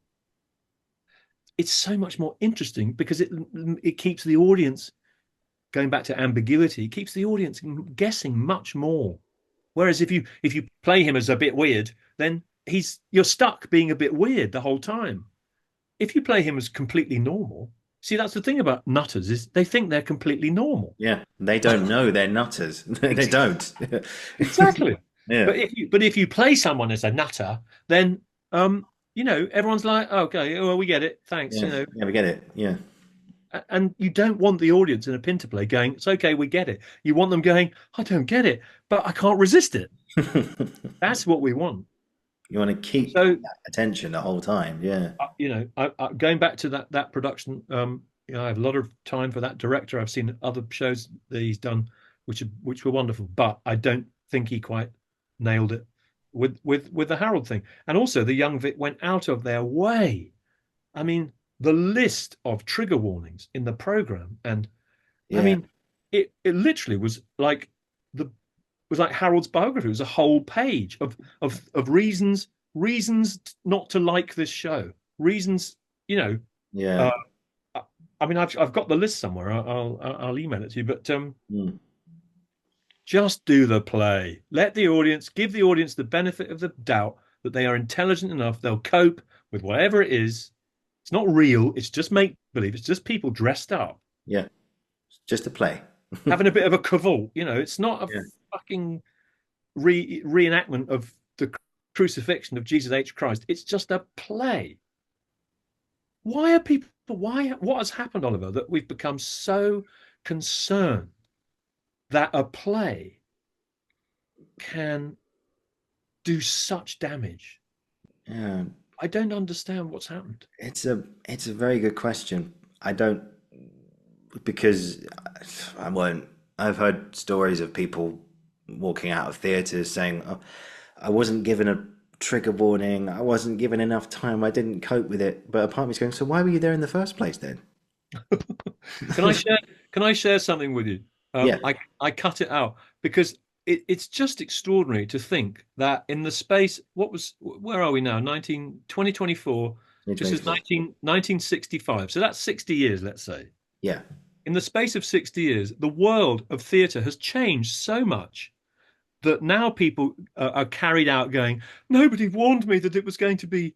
And in 1964, this is what happened when people watched The Homecoming, right? mhm. Yeah, go. Um, this is the guy who played Sam, John Normington. Hmm. He says there are some very difficult houses on tour in England. The first night in Brighton, I shall never forget. There was the audience heckled and booed while we were saying the lines. They actually shouted at us, "What nonsense! Ah, what rubbish!" They stormed out, and there was no applause at all, just an avalanche of boos. To which Michael Bryant, when we took our curtain call, beamed and shouted loudly at them, "We're still being paid, thank you." Harold was delighted, and I don't think he was pretending, because it had precisely the effect on them that he wanted. Just Yeah. absolutely hit them below the belt. I was frightened. We knew it was going to be tricky in Brighton. Peter Hall came round backstage and said, I had a look at the house. Don't expect a lot from them. They've all come in their tiaras and they only want Flora Robson. And Flora Robson was this actress who was like the epitome of decency and niceness and everything being. Mm. But isn't that amazing that the audience, they weren't like horrified. They weren't horrified because they were offended. They were horrified because they judged the play to be shit. Yeah. It was almost like this entitlement, which is to say, how dare you give us this? We've paid good money to be here, and you've ruined our evening. And it's like, and that, I want to get the story in actually. This is a great thing, again, from your documentary.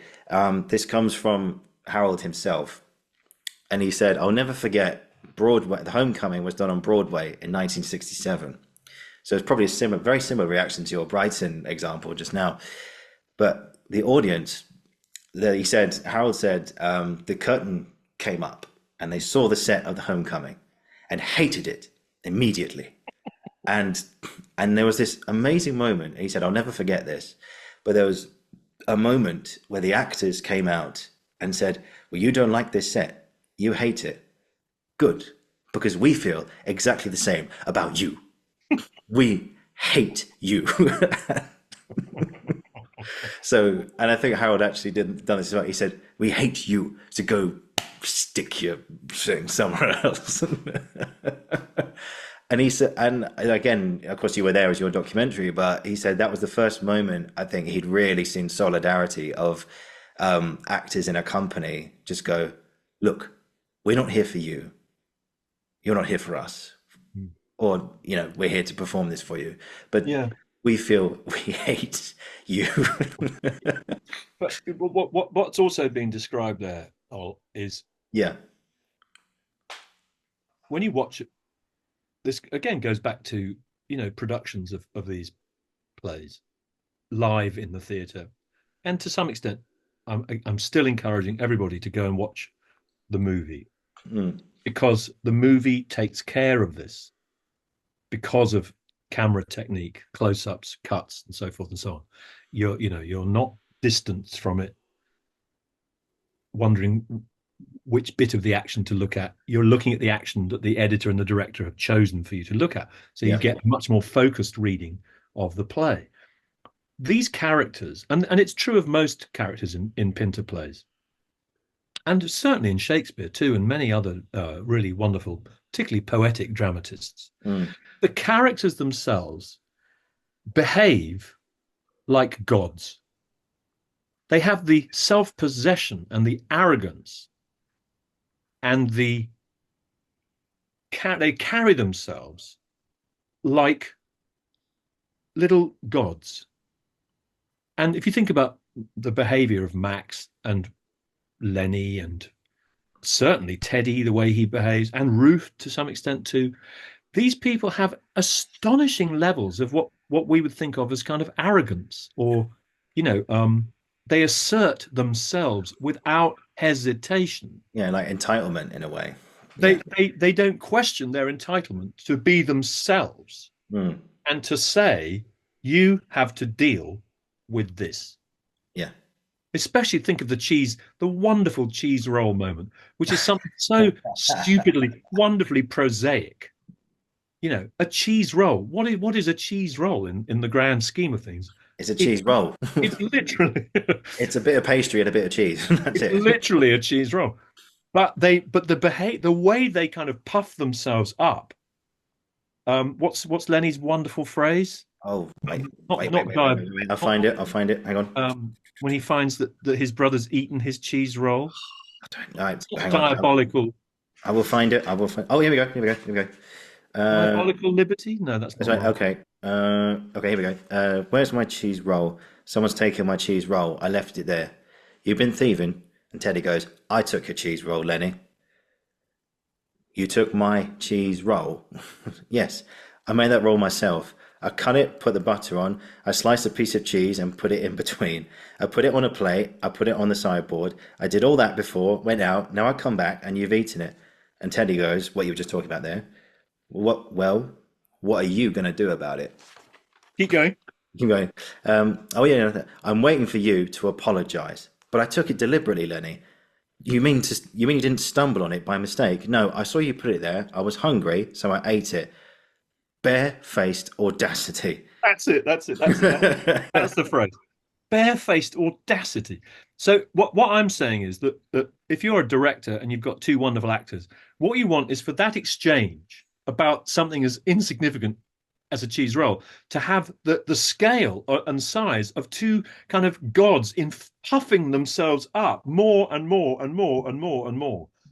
And it's that godlike, self-appointed, very arrogant presence on stage that makes a play by Harold Pinter more than just a play. It makes it funny and horrifying at the same time, because there is nothing more universally ridiculous than a cheese roll. And yet here are these two men using this extraordinary terminology and language and posturing and all this barefaced audacity. It's hilarious because they're so self-important. Yeah.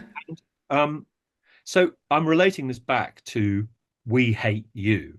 Yeah.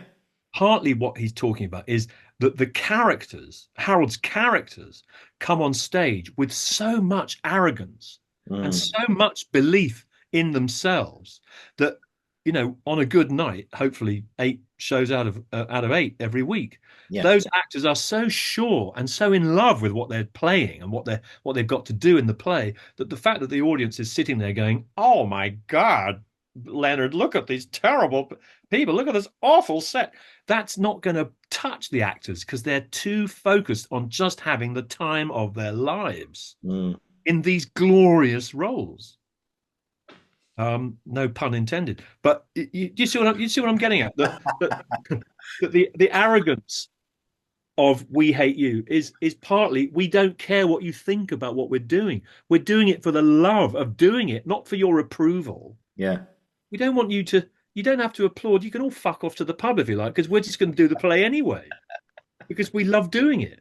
Now that if you've been in a production that's been where the actors have really become a unit and you become, you never forget. That's why I'm so affectionate about, my productions like The Dumb Waiter or other shows I've done where and to me, drama school shows, by the way, are just as rich in this way as professional shows, West End shows. I mean, I've had disasters in the West End where people have behaved horribly, but some of the schools the shows I've done in drama schools, I'll take to my grave as my happiest times, because people were so willing to find that spirit of giving the audience something, but if the audience didn't like it, fuck them. Who cares? Who cares? Yeah. We love it. So, obviously that can be a bit that can go too far and be a bit too kind of up itself. And you don't want that. You want to keep it on the straight and narrow. Yeah. But that's the ideal. Be happy with what you're doing, but don't be a dickhead. Don't think you're something. Just be what you are. A storyteller playing a part, a man, a woman amongst women, a worker amongst workers, giving it large, sharing something with the audience that you love, that you've put your love into, and that you've really worked on, so it's accurate, so it's specific, so it's economic, so nothing's wasted, so it's just so. I mean, that is so thrilling to be part of. Yeah. And you come off as an actor, you come off stage and you look at each other, you just go, "Whoa, that was it. That was good. We nailed it." Yeah. And it's the most wonderful, wonderful feeling. Yeah. Just believe in your work, believe in yourself, be happy. Obviously, don't be a dickhead. And that's it. That's the secret. But with Pinter, you've got to be Sherlock bloody Holmes. You've got to look for the clues in the script about why my character is saying these things. What is actually happening? Why are they taking the piss out of each other? What are they defending? What are they protecting? Why are they using offense, aggression as a form of self-defense? What's you can't. I'm not saying you get answers to these questions. What I'm saying is that asking these questions in a humble way, so that you go on a kind of real road of investigation and you interrogate the text in this way, what you get from that is a rich sense. And if you've got a good director, they will help you then shape it and refine it. We began this conversation saying that there are maybe 50 ways you could say barefaced audacity. Yeah. But on the night, you've probably eliminated 47 of those, but you're left with 3 glorious ways to say barefaced audacity. You can spin it a number, but if you're thinking before the line, here's how I'm going to say this line tonight, then you're not present. Yeah, I know. So Yeah. what with Pinter, what you've got to do is do the homework, do explore the territory, put in the legwork, and then let go and trust. You've done the work. You know the rhythm of the scene. So just let the words come out of you, take a breath and say the line. Don't overthink it. You've done your homework. It's all there in the bank. It's money in the bank. On stage, in performance, be free. Take the risk of not planning it so that something actually happens between you and your scene partner.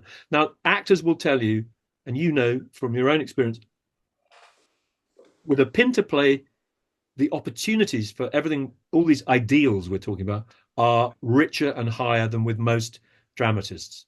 That's just his genius. He could write like a demon. He was born to be a playwright. It's in his DNA. We don't know where it comes from. He didn't understand it either.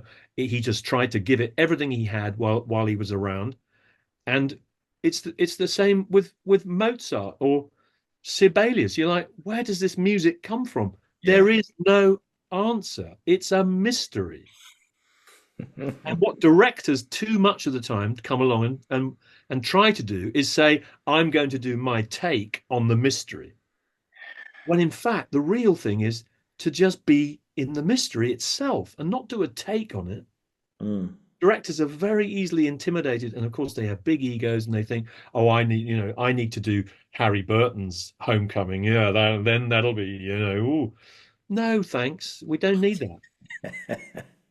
And to which I will only add, okay, well, is Harry saying that all productions of Pinter need to be like the same? No, No. because this group of actors and this director and this design and everything will make it new at the same time as realizing its eternal potential. Why do we go and see the Shakespeare plays again and again? How many times have you seen Hamlet or Romeo and Juliet? Too many times. We go back in the hope that we will renew our love for language, for these universal mythic themes and so forth and so on. When directors have got to have the humility to surrender, especially with Pinter, to surrender to what's on the page and not try and reinvent the goddamn wheel. Okay, I'll shut up. Yeah, bravo, man. That's absolutely perfect. Really well said. I just got a few more things left for you, Harry, and then we can sort of finish there. But I just want to get a couple more stories in. I just love telling stories about Harold.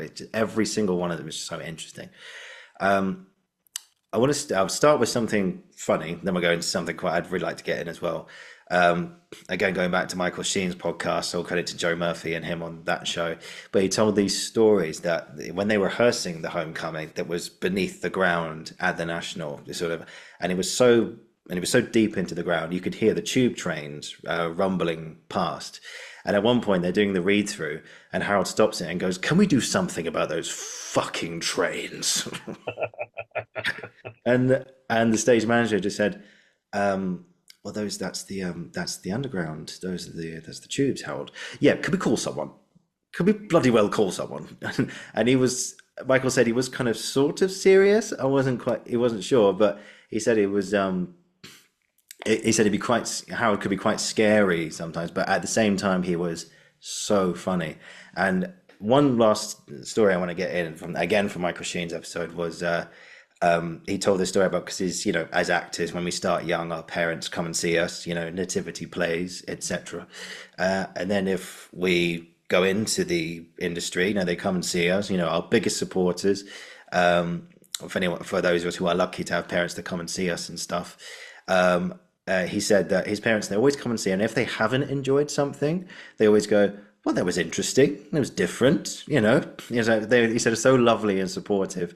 But when he said, "Right, we're going to come see you in the Homecoming," and he said, "Oh God, I don't know what they're going to make of this. This is the great minds of our time have difficulty with Pinter," and And the end of it, he went up to his parents and he was expecting like a rousing chorus of different, but his mum said to him, "Well, that's the house I grew up in." And and I thought, yeah, the first time I heard that, it still gives me goosebumps. And I just thought, I thought, well, but the fact that she went to it and just got it like that, she saw everything that what you were talking about. She saw the, is that fantastic phrase which we talked about before, which is beneath the word spoken is the thoughts unspoken of what actually is going on. And that's why Harold's just so brilliant, because he doesn't, one thing I've learned from watching NL from our conversations is that he doesn't tell you how to feel. And I think that's a real breath of fresh air, because you go to so many things and they go, this is how you should feel. And it's like, well, you can't tell me how to feel a certain way. I'll do that for myself, thanks. And I've had some, and like you say, with some directors who have this artistic vision, and I've gone to see some plays and you walk out of there thinking, what the fuck was that? And you go, well, that's 2.5 hours of my life I'll never get back. but yeah, nothing's perfect. So, but yeah, it's just all these things about Harold and everything. It's a wonderful creative mind, and it's so nice to read it again. And yeah, but I had to get that story in. So yeah, so final few questions for you, Harry. The play is called The Homecoming. What do you think? What do you think Harold meant by that? Who is the homecoming for? Well, literally, the homecomers are Teddy and Ruth. But I think of the two of them, I think it's Ruth's homecoming. Mm. Um, and I think home, is used ambiguously in the sense of, when something comes home, we all sing the song, don't we? It's coming home, about football, which implies that something has a proper place, and we all think that football belongs, the World Cup belongs in London, for some reason, but Belongs in Madrid now. and probably for a while. I mean, they've won everything. They won the Olympic thing as well. Mm. But my point is that when you track Ruth through the play, where does she end up? She ends up in Max's chair. The set. I mean, that thing you read out about, well, you didn't read it out, but that you talked about, the tableau at the end of the play, when she's in the chair and Max is kind of almost collapsing, saying, kiss me, and Joey's on the floor. That's written. That's in the script. Yeah. That's precise and choreographed. And the director's job is to make that happen organically, to that everything leads to that arrangement of bodies. And so that, to me, that is Ruth's homecoming. She is in the place of power. The woman, this is a house without women. It's a house where women are scorned and downtrodden. They're spoken of foully, and there is no femininity in that house. It's been expunged. They've even knocked a wall down and turned it into a kind of it's like a waiting room. Teddy says that very proudly. Yeah, we did that after my mother died. But it's like there's nothing non-masculine about that house. And yet by the end of the play, Ruth is sitting in the power seat. She is in occupation as a kind of queen. And so in some way, the play is the return of the feminine to that house. And, others, people like Carl Jung, have described this era that we're coming into now as the era of where the feminine will return. Now, why does the feminine need to return? Well, there's this other word, patriarchy, which is to say that, for the last millennia or two, men have been running things. And, look where we ended up. So, and look at the state of these men in this house. And then there's a homecoming. And what is that homecoming? It's a woman, and she ends up with those men at her feet. Now, that's not literally to say that men should be at women's feet and that women should run things. On No. the other hand, I wouldn't mind if women ran things for a couple of hundred years. I wouldn't mind that myself. However, um, well, because I think men have had a go. I think men have had a turn. Yeah, we've given it a go. Mixed results. So I am being a bit, I'm being a bit metaphorical, aren't I? I'm being a bit kind of highfalutin and a bit Yeah, of symbolic. course. Of course. But so look at it from the other point of view. Try and make it concrete, make it literal. We learned during the play that Ruth is from this part of town. She's from this neck of the woods. She grew up here. She Yeah. knows her way around. She goes for a walk at 2 o'clock in the morning on the mean streets of North London. She's like, "Yeah, I'm going for a walk," and Teddy's like, "What? Hey, what? Yeah. Oh, but what do you think you're doing?" She's like, "Just going for a walk." Yeah. She is fearless. It's her manner. She used to do these photographic shoots. Then she went to America. She's had 3 kids, but now she's back. And the question we haven't discussed yet, and we haven't asked, and maybe I should tack this on to Mm. the ending of my point for our further discussion is,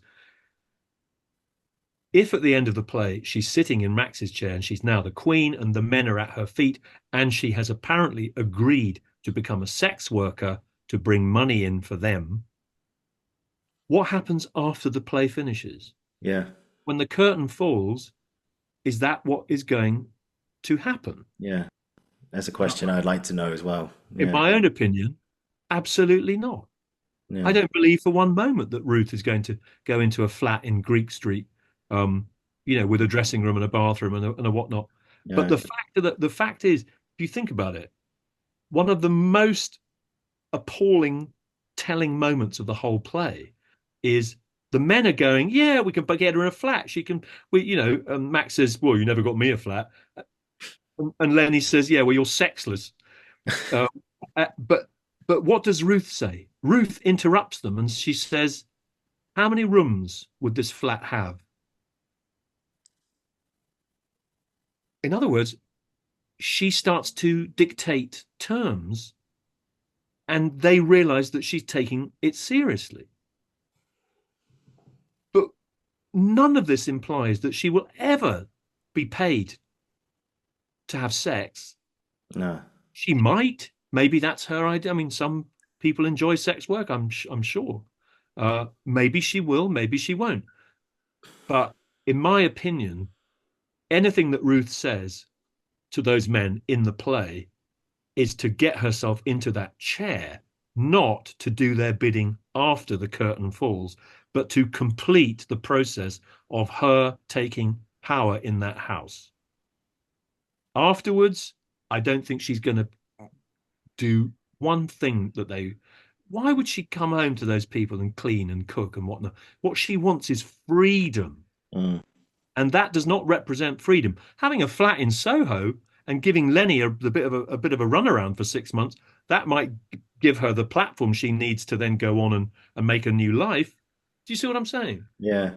It's People want to take the ending of the play literally, and it's disastrous. You've got to see that Ruth is not being manipulated. She is doing the manipulating. she's too smart for that. She's too smart. That's Yeah. it. And I think like what Harold does as well is that he leaves you at a point where you want to know more and you think then suddenly you're out and you're like, no, don't end there. I want to find out what happens next. And that's also a But very good let thing. me ask you something. You earlier on you said I don't know whether you said it, but you said that Ruth is evil. Do you really believe that?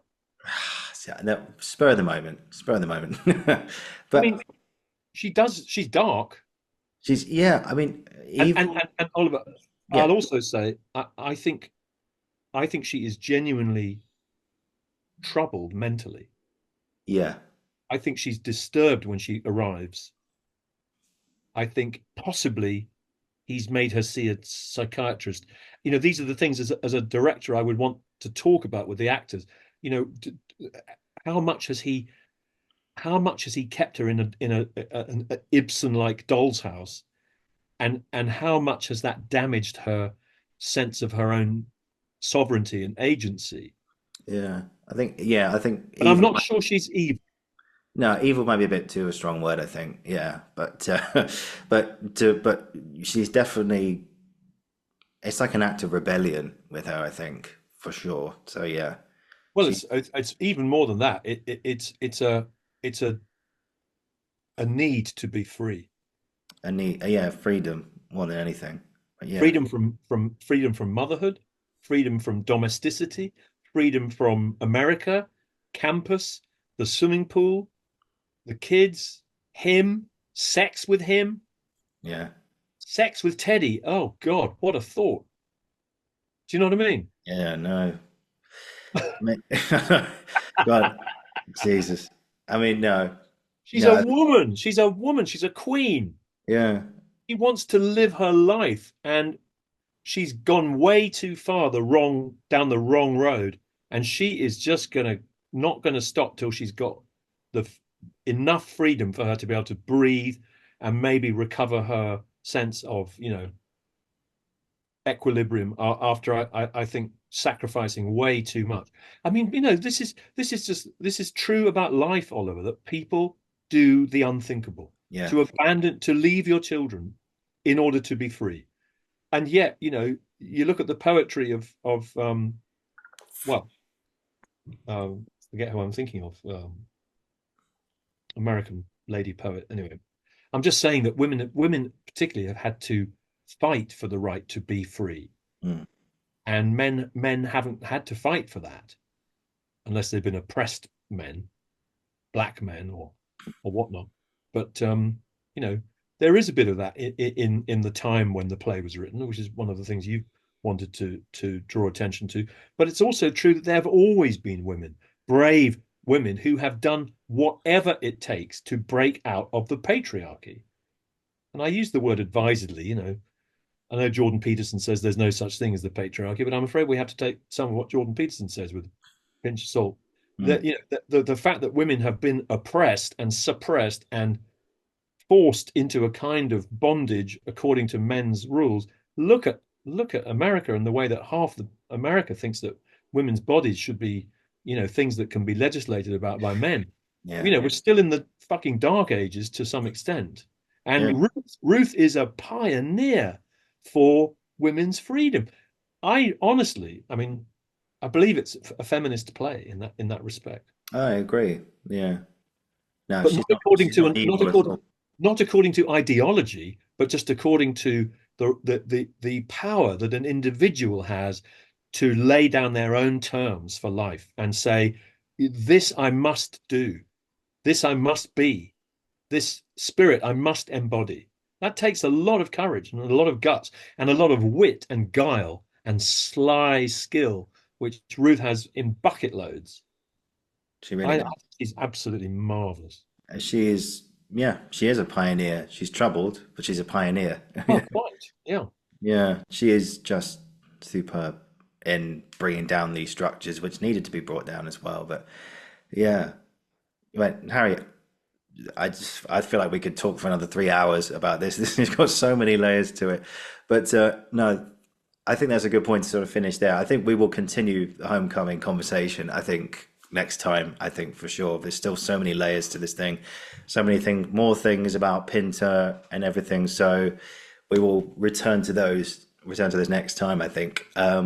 So just final two questions for you, Harry. I mentioned earlier about your charity work. I want to just get into that in just a second. You are leading a campaign, which people can find on Twitter and all kind of social campaigns about, is it the Actors Centre that you're it's under threat of going under, of going out of business, and you're part of a campaign to help bring it back. So just very quickly, let's sort of talk about, well, what do you want to do with this campaign and where can people sign up? Well,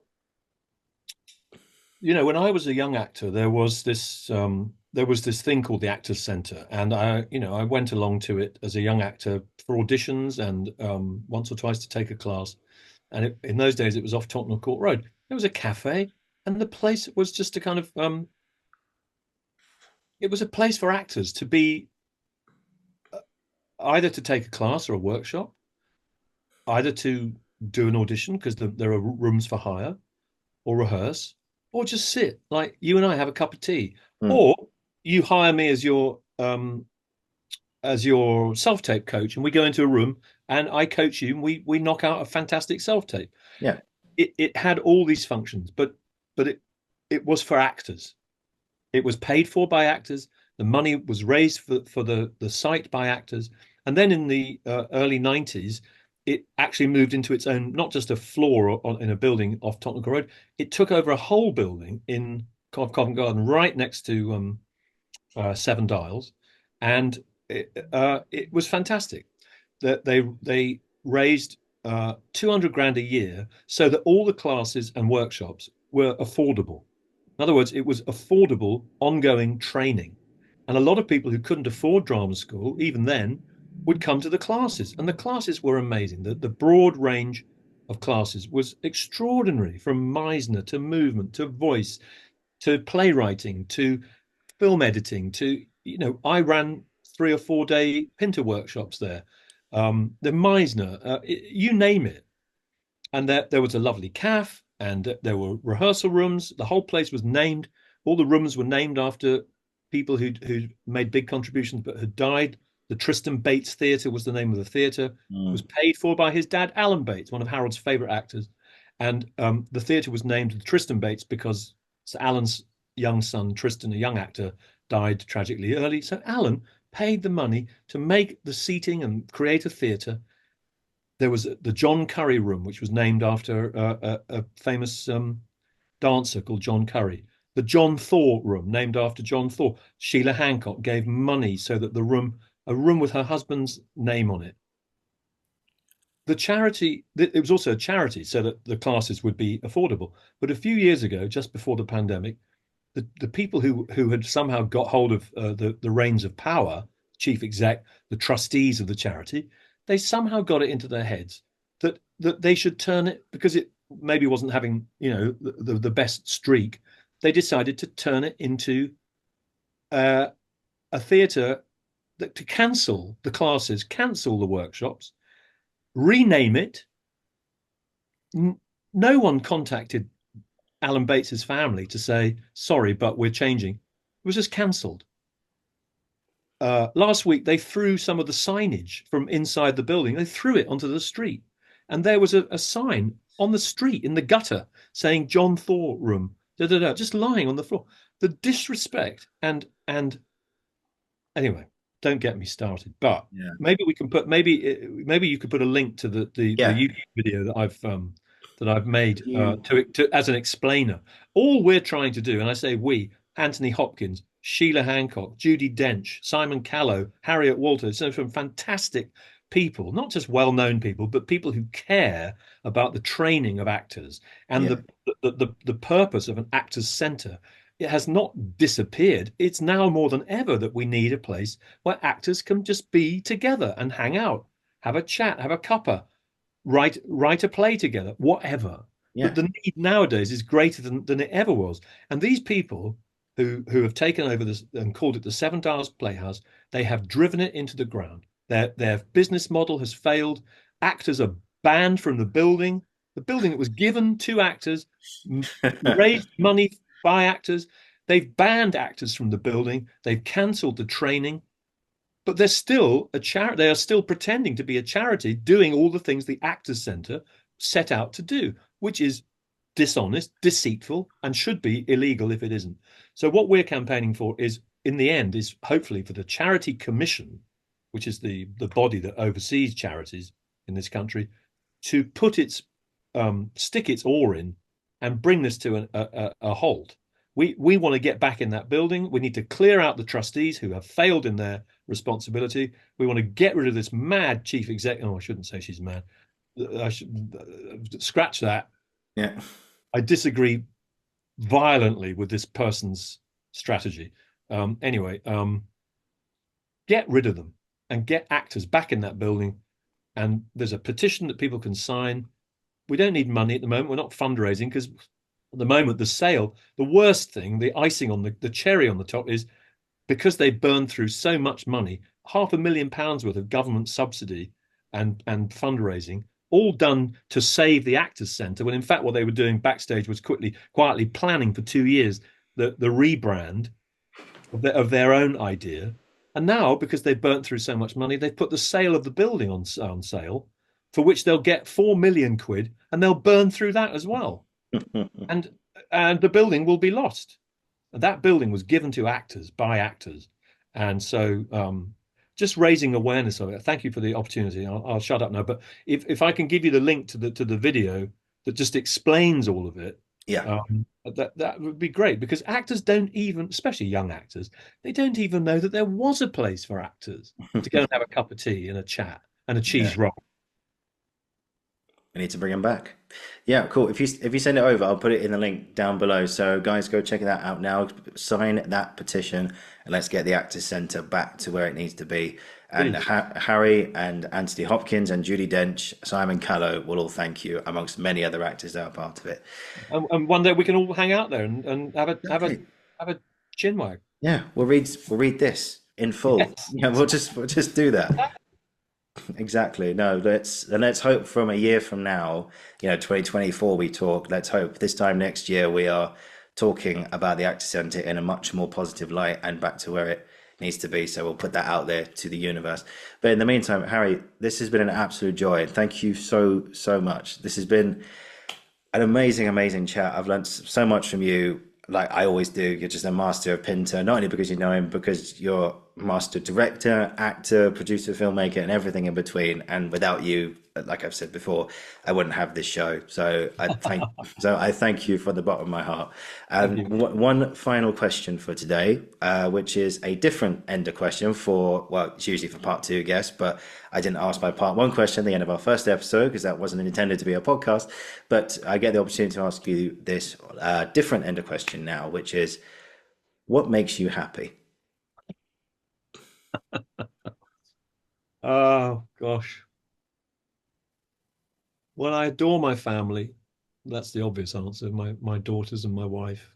It's been the absolute making of me being a dad and being a husband and trying to grow up a bit. So that does make me happy all the time.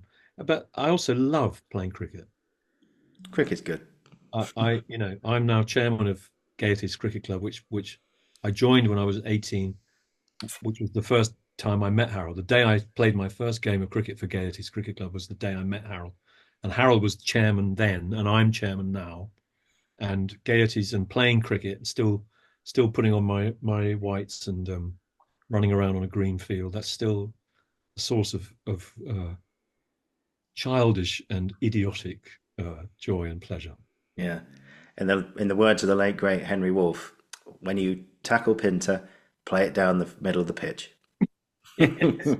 Don't forget your footwork, but footwork first, but play it right down the middle. And big heavenly shout out to Henry Wolff as well. And wherever you are, Henry, we love you dearly.